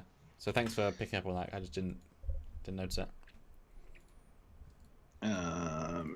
George Magnum says maybe the crossfield didn't spin, just built to test the normal warp systems. Yes, that's how usually the first ship of a class works. It is the test bed. It gets out there and proves all that the systems work, and then you go from there. So I don't think you wouldn't build a spinning because otherwise you then got to change your entire building. Because if you're building it to a purpose, yes, you want to test the warp engines, but you might as well test the circuitry of it spinning and have people come and walk around the corridors and test. You wouldn't build it very different, otherwise it should look different. It doesn't look any different. So, and I did quite like the gravity thing of Janeway's. That the framing was great. Yeah. That was great. And Eric, don't worry, you haven't ruined your opinion. My opinion of you. No. Just the whole. We just get sick of hearing the argument. It's an animated show, guys. Why are you focusing on it so much? It's because it's Star Trek and they love the lore. Yeah, do you not think this team really cares and puts all the attention to detail possible? Yeah. And also, start a focus, Jill. What's going on? I have no idea. Hold on. I'm just so beautiful. My camera's. It's definitely over brightening you as well. But yes, Janeway comes in, kicks ass and drinks coffee. And I do love the Zero, no, your left, your other left. Because it hasn't had arms before, so it's very logical. I thought it was quite... Oh my god! I just turned. Not expecting that. You okay? You all right? Oh, you gonna live? I will live. I can say that for sure. Can we get a super chat for that bullshit, please? Cool. Oh, you all loved it. All right. SVS Guru 2000 puts in €5. Thanks so much. I just assumed those voices belong to Zero and Pog. Those are there as well. There's some overlying. There's a lot of audio clutter going on there, but if you listen to it, I got the impression that it was a flashback to something that people had said to him before. So anyway, I love how she takes the time to take a sip of coffee before helping them too. It's like she's teaching them a lesson. She's like, you didn't listen to me. I know we have time because the ship can still get out of this, but anyway. Yeah, I'm literally here to assist. Yeah. Yeah. And I like that she just can't do it. She just can't access the computer just standing where she is. She needs to have them do it. Or she might not have to, but she's teaching them how to operate the ship and how to follow orders. No, she's giving them a fishing rod. Yeah. Because she could just change course probably quite quickly if she wanted to. And then, yeah, the shockwave people fall and caught you. Yeah. And it's not clear, but Rox yells, "I'm not going to," or sorry, I've got the prisoner, and that's great, kid. Very Han Solo. We've still got problems up here. Yeah. Don't get cocky, Rock. Too late. Oh yeah. But it was such a disconnect because it's like, is she literally yelling and they can hear her up on the bridge, or is their communication line open at this point? Like, well, later on when you hear the prisoner Gwen, that's clearly distorted. That's obviously through the comm. Don't know why there'd be an open comm. I think both and either. It was a bit odd. Yeah, because the comms wouldn't be open. Why would you have them open? They weren't open all the time. I don't know. Joe Byram, $5. I think Murph is the ship's biometric gel. Rock didn't find him until they were on the ship. No, you saw Murph in the mining colony, hanging around. In scene 1. Yeah, it's not. No. Literally had a mining laser. Yeah. As dumb as that was, and if we didn't know it was actually part of the crew, we'd say, "Huh?" So yeah. Yeah. And Welder215 puts in €10. Thank you. Good Lord, even hologram Janeway is addicted to coffee. Holographic coffee. It's true. Well, it's like Odo drinking his own arm. It's like, she's drink her own force fields. It's fine. Gestrel 1980, $5. Thank you. If Janeway is a training hologram, do you think we will see other holograms like the EMH? Hopefully, yes. Yeah. Hopefully it's a good way to have legacy characters come in. It's a good way to, change things up a bit. Honestly, yeah. Alexander Sindig is EMH Mark III. Yeah. Because then it's like, it is EMH, but it's not, and he's great, and he literally even did that, DS9 cast reenactment thing on Skype, Zoom, so he cares. He's a fan of Trek. So, but obviously, once you start God moding the ship, or turn on the engineering hologram. Okay, now you fix that. Turn on this and this. Yeah. So it's like, And to be fair, would you need to install an EMH if the ship is a super short range, unfinished ship? You can easily justify that it just didn't have those subsystems installed yet. Wasn't installed till Tuesday. Yeah. Richie Appel says Murph was trying to eat a mining laser, and Dal points it out. Yes. He says, "Why don't you ask that thing? It has a big mouth." Well, he was holding it, wasn't eating it, because he wouldn't be allowed there if he wasn't actually mining. So I think he was using it, but he was trying to eat it. Well, eat it. He's got no appendages. He's using it. He's good with the mouth. Yeah, but he's eating it because every other scene we see him and he's eating something, and it's always metal. So then why do they keep him around? He's a cheerleader. He's a mascot. There you go. Sergeant Montgomery, $5. Curious as to where the matter storage for the vehicle's replicator is. I bet it's stored within the turbolift cavern. Turboshaft cavern. And Eric Martin, $5. Luckily, Cap, I was watching on my phone and not the TV, or I'd be hiding after that stunt. Yeah. He doesn't like when I go all close to the camera. All right. Anyway, so they got shields now. See the shields activate. Mm-hmm. And they're at 80%, but they're dropping with every hit. Not they get hit again. No. Because then we talk about the tactical array, and he's like, I get to shoot stuff. He's like, well, it's auto-targeting, but you get to push the button. That's cute. Although the fact she says you've got an impressive tactical armament is like, but why? Definitely overpowered. Again, part of the story, I'm sure. But we do get some Voyager phaser sound effects. I don't remember from episode 1 striking me out as they had Voyager sound effects. I felt they were more classical in this. I don't know if that stood out to you at all. Didn't, no. But it was nice. It was, phasers doing phasers. As it should be, It's the whole, what's your call, Captain? I don't know. And then Zeros makes a suggestion. Let's stop fighting it. Let's ride the shockwave. Let it propel us free. Bingo. And I love this interaction, though, where Dal's like, you were reading my mind. Now that is another lie. It was hilarious. Yeah, very captain-y thing to say. Yeah. So yeah, full impulse into that river of fire and do what Zero said. And you get a very JJ/Nemesis stretch. They're not going warp, yet they have a stretch impulse burst, I guess. Yeah. I mean, it's in a gravity well. I'll take it. It's absolutely fine. It's just a weird visual to throw. And is it just me, or is the profile shot of the ship when you see it from the side there, does it look truncated? Do the nacelles look shorter than they have this whole time? I don't know. Could again be a gravity issue thing. Yes.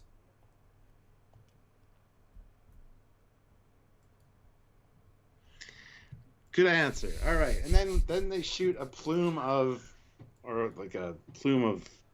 the star that's coming off. They shoot it with a phaser. That's kind of a neat scene as well. That's a we care about the scene sort of moment. Unnecessary, lovely detail. Yeah, because then you see the ship from the side again, and it's not squished. Look! It's stretched out. It's the right size. Yeah, I think there was a gravity well issue thing because, wow, what? I just noticed that. Wow. And there's definitely some interesting shots of the ship. I don't quite like how they zoom off. Like this last shot, they zoom out. The ship's at like this angle. Uh-huh. It's like it would go straight, but whatever. But you know, it's a bit too maneuverable. It's a bit too JJ free throw there. Yeah. But it's meant to be this epic action scene, so I'll take it. It's fun and lots of shipborne here. Mm-hmm. It's great. Mm-hmm. And yeah, survives no problem. These shields can literally survive a sun. Not a problem. Yeah. Eugene, though, 500 rubles. Shield grills. Hexagonal shielding design is so familiar, but I better stop hinting at this. Captain's gonna hate it. P.S. The little maneuvers gonna cost us 51 years. Oh, yes, this little maneuver. Yes, time travel. Gravity well. Yeah. I was waiting for that. I was too. And this is the most organic, stupid way of having, like, wow, went through time. It's like, what? And next scene, the Reclaimer dude's like, I've been chasing you for 120 years. That would have been great. Would have been kind of cool. Oof. Jump into the past or whatever. Yeah. But again, kids won't know that a sun slingshot is time travel. It's like, they wouldn't know that. So. Well, they all cheer, and Gwen hears it down, and she's like happy, but at the same time she's sad because she'd like to be up there joining them, I guess. Mm-hmm. She's happy that they survived. So. Well, I think she's also annoyed that she's happy, which is weird. It's a weird little moment, but it works okay. And boy, that bridge, that's a real bridge. Well, he thanks Janeway for saving them, and she's like, "Well, hey, I just made a suggestion. You guys did the rest." And he's like, "Hey, you want to help us? I know when to ask for help. That's what any natural-born captain would do." So I am a great captain. You can all thank me. And Jacob's like, "Yeah, we did it." That was fun. And then we get the nice little. I've seen, the Federation when it first started, they didn't understand the different languages, different cultures, but they managed to work together, and it's like a real pep talk for the crew. So. Yeah, no, definitely programmed to get the team rallied because she has never met Cruz. She's not Janeway. Yeah. But that's okay. Yeah, I've seen my share of Wayward Crews. Yeah. And I can tell you this. You've got potential. Do they, though? Really? Based on what you just saw? Come on. Yeah, the captain is not fit for purpose, clearly. Majestic's Mapping throws in $5. Thank you. That's an interesting name. Good to see. Since Star Trek Prodigy is around the Delta Quadrant, what species would you like to see return the most? I would personally like to see the Krenim. Oh, Krenim's obviously a big one. The Hirogen. I want to see the Hirogen back. Hirogen are too easy, though. You can throw them in tomorrow, which would be great. I mean, I wouldn't, yeah. The Voth. I want to see the Voth. Ooh. Yeah. Mr. Matt Boardman throws in $10. They did a lot of things with different lens sizes in this episode, which made things seem stretched out in some instances. Smaller lenses, like the 10 millimeter to 20 millimeter, will do that. Yeah. Well, just got to remember not to get one of those, or to get one of those for the bedroom if it stretches things out. So, moving on. But yeah, now that we're still alive, can you teach us cadets some other things? And the whole like turning left to right would have been helpful. And Janeway. And then there's the shot. Oh. No, go ahead. You're going to say Janeway something. Janeway never works out from this that they're not trained whatsoever. This is not at all evidence that they have zero training. I think she knows. I know. I think she does too. Yeah. But then there's that prolonged shot of the ship and the swell of music, and it's like, are you going to go to work? No. All right, go. Get up! Simple. And what a shot of this villain, man! What a, I mean, very sort of Darth Vader-esque lighting and stuff. Yeah. But that is a good design for a baddie. He's not, it's not too much, even though obviously it looks too much. It's just a guy in armor, but it's just nicely done. Yeah. But they've tracked the Protostar's warp signature. Somehow, yeah, and then you see the Cation girl. She's doing her hard work labor. And then weirdly, she's in both displays. She was in both displays earlier too. It's like, yes, all of the people are stopped rioting. Like this one girl in two displays. Like, what? Why are you? Grievous, why show me the same person in two? These are meant to be useful displays. Stop. But yes. Then you see the ship launch. Well, this city almost. Ship. Yeah. And ironically enough, Chimerium cloak activated. So they're mining Chimerium, and it's also a Chimerium cloak, but it cloaks the mining facility. So I wonder if that's why it's called that. Anything in vicinity of Chimerium cloaks. I thought it was the ship cloaking at first. It's not. It clearly, as it flies away. And I bet you the ship can't cloak. I bet that's a weird conceit.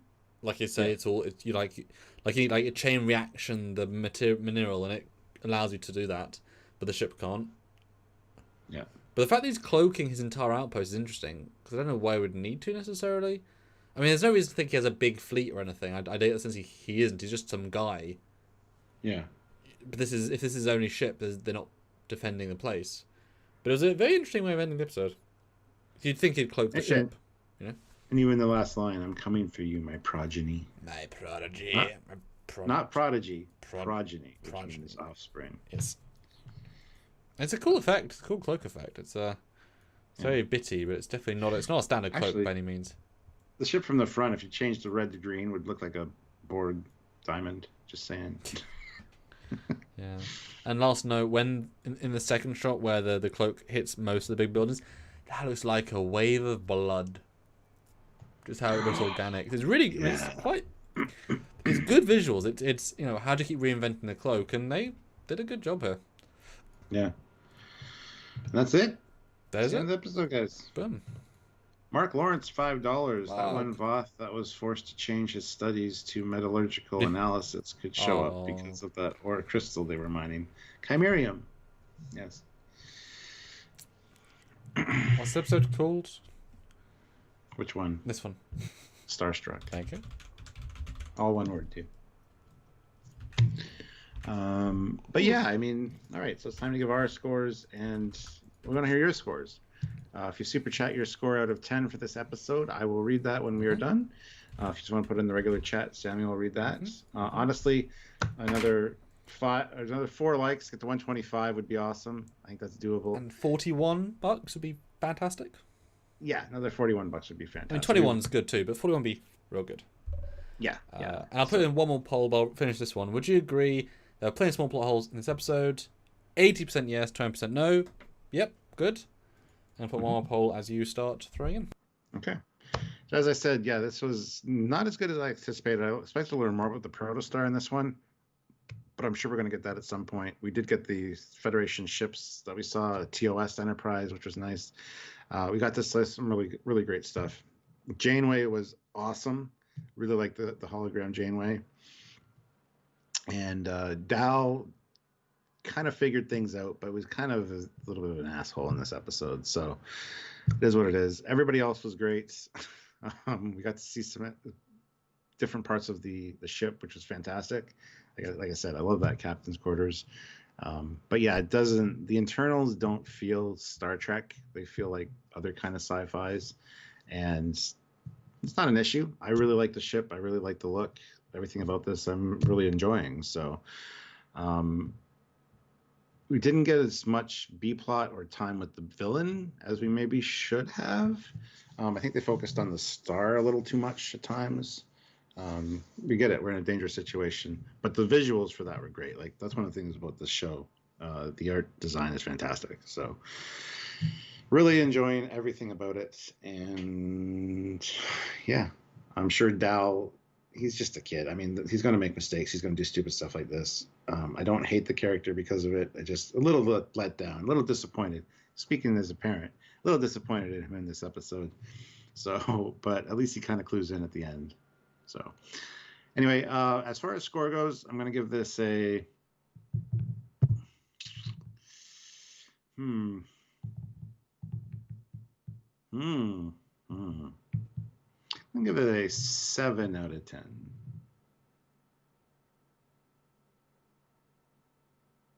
Yeah, 7 out of 10. We'll go with that. Sure. I don't know what I scored the first thing, so probably Tricky, 7 out of 10.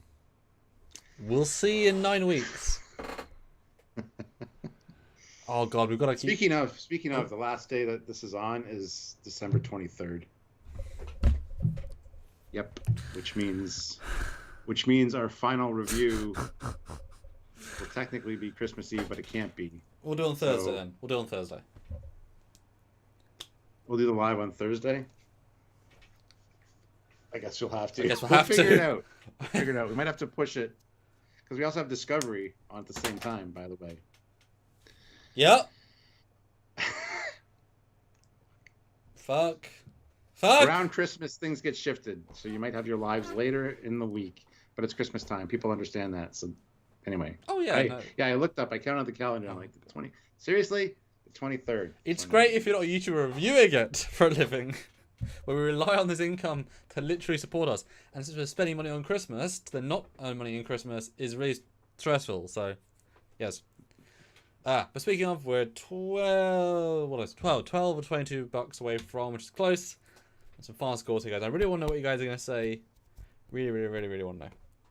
Yes. 3 more likes, guys. Let's get to 130 now. Set for 130. But Samuel, what is your final review and score? Like I said, I enjoyed it more the second time because I had no expectations then. I knew it was coming. I could enjoy it for what it was. Definitely plot hole filled. There may be writer's room where they had an extra step, but they couldn't make it the script. Maybe we'll learn one day. But definitely there were disconnections which should have been there. That said, interesting for most of the characters. Dahl definitely hurt the character, but just like with we just watched the character for a long time. Freeman, nope, the daughter. Mariner started weaker to have the journey, so that's obviously what's going on here. And obviously this kid has no experience in anything even like this and is overcompensating. We saw that scene when she says to the daughter, "Oh, I'm not scared," and the robot's like, "Yeah, you are." So he's lying to everybody to try and show his own confidence, even though he's not. So there's setups there. But I like the hints with all the ship stuff. Not all my favourite set design, but as long as there's a reason for everything, great, cool. Launch before it's finished, etc. Just enough of the villain. Well played 2 scenes.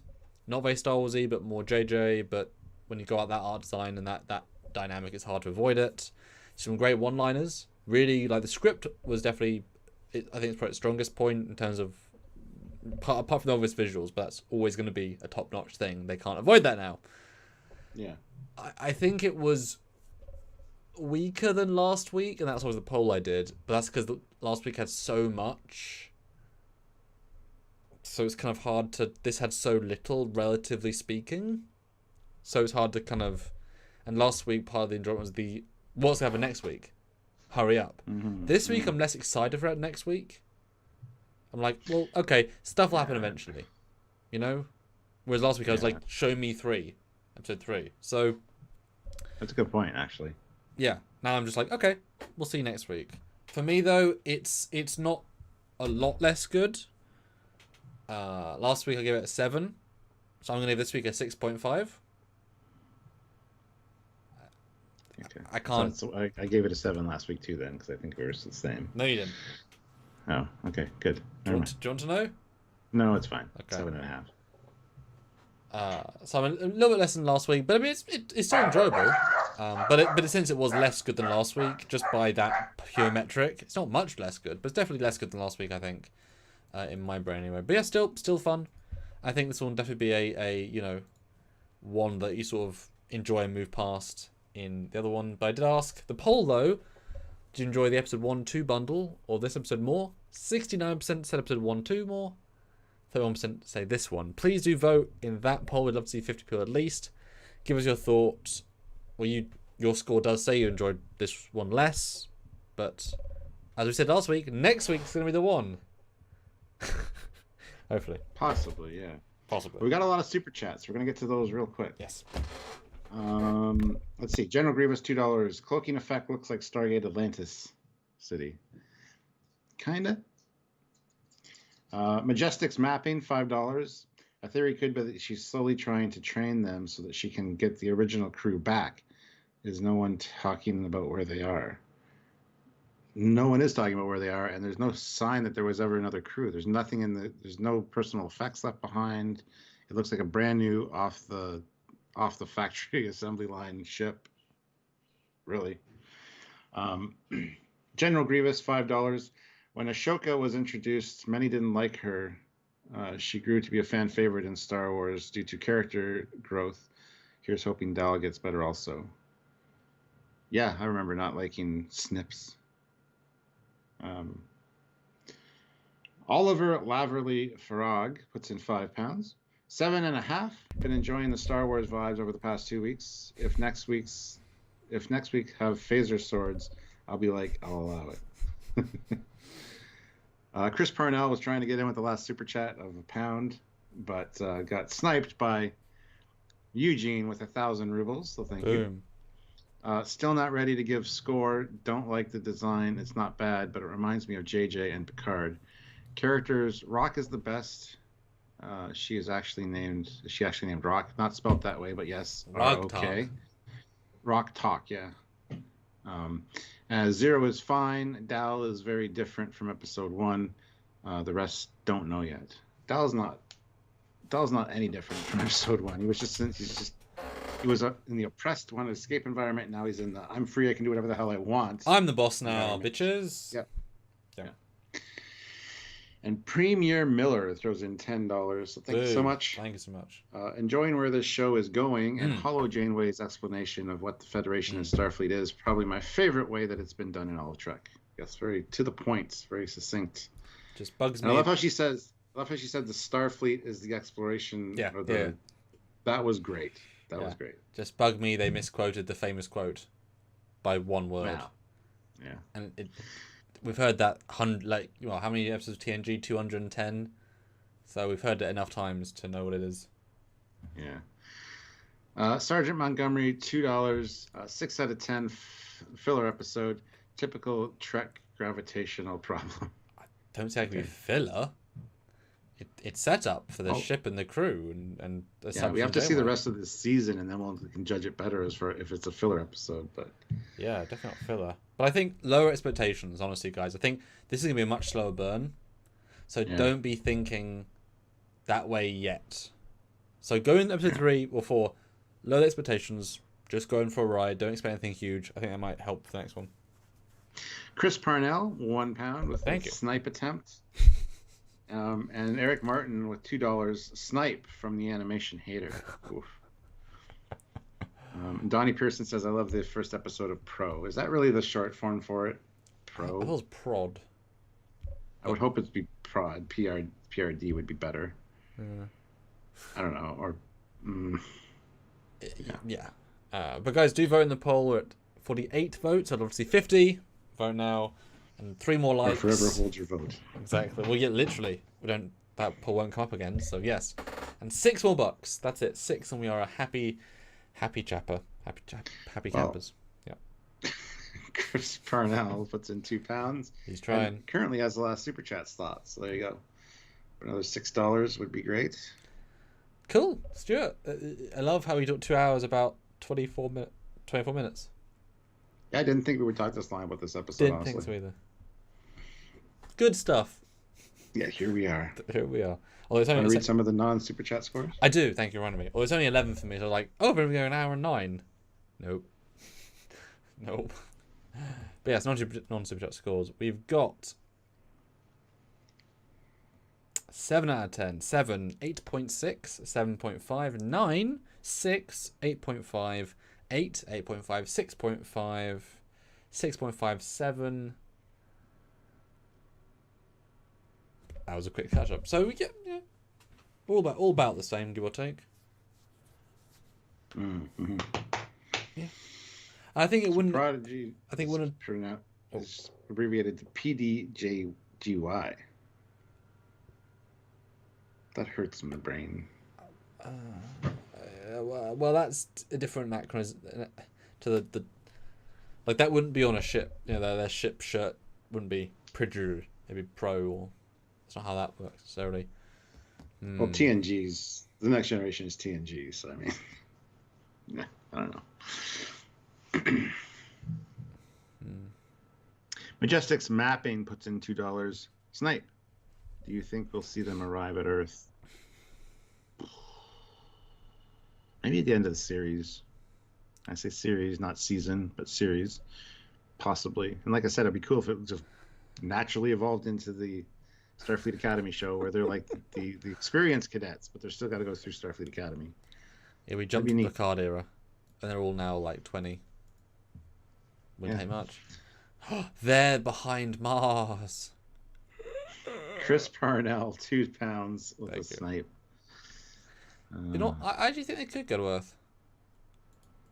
Yeah. Something about it. Yeah. All right, guys. I think we'll call it there. Chris Parnell's got the last super chat snipe, and this was great. This was a really good review. Thank you guys for showing up. It shows your love for Prodigy and for our review style. We appreciate it. Come back next week. Make sure you're subscribed. Make sure you're notified. All that jazz. You know the routine. Yes, and of course, other things we're releasing throughout the week you'll see, but we definitely look at the discovery in the ships themselves, and all the tech you guys know. And please do check out those if you can. Yes. I love how we always avoid those discussions in the same way in these videos. Thank goodness. So they are all different, informative. So all worth a look for sure. Yeah. So until next time, guys, he's Commander Cockings, and Sergeant Montgomery puts in $2 with an emergency hollow sniper snipe. Star Trek Pro.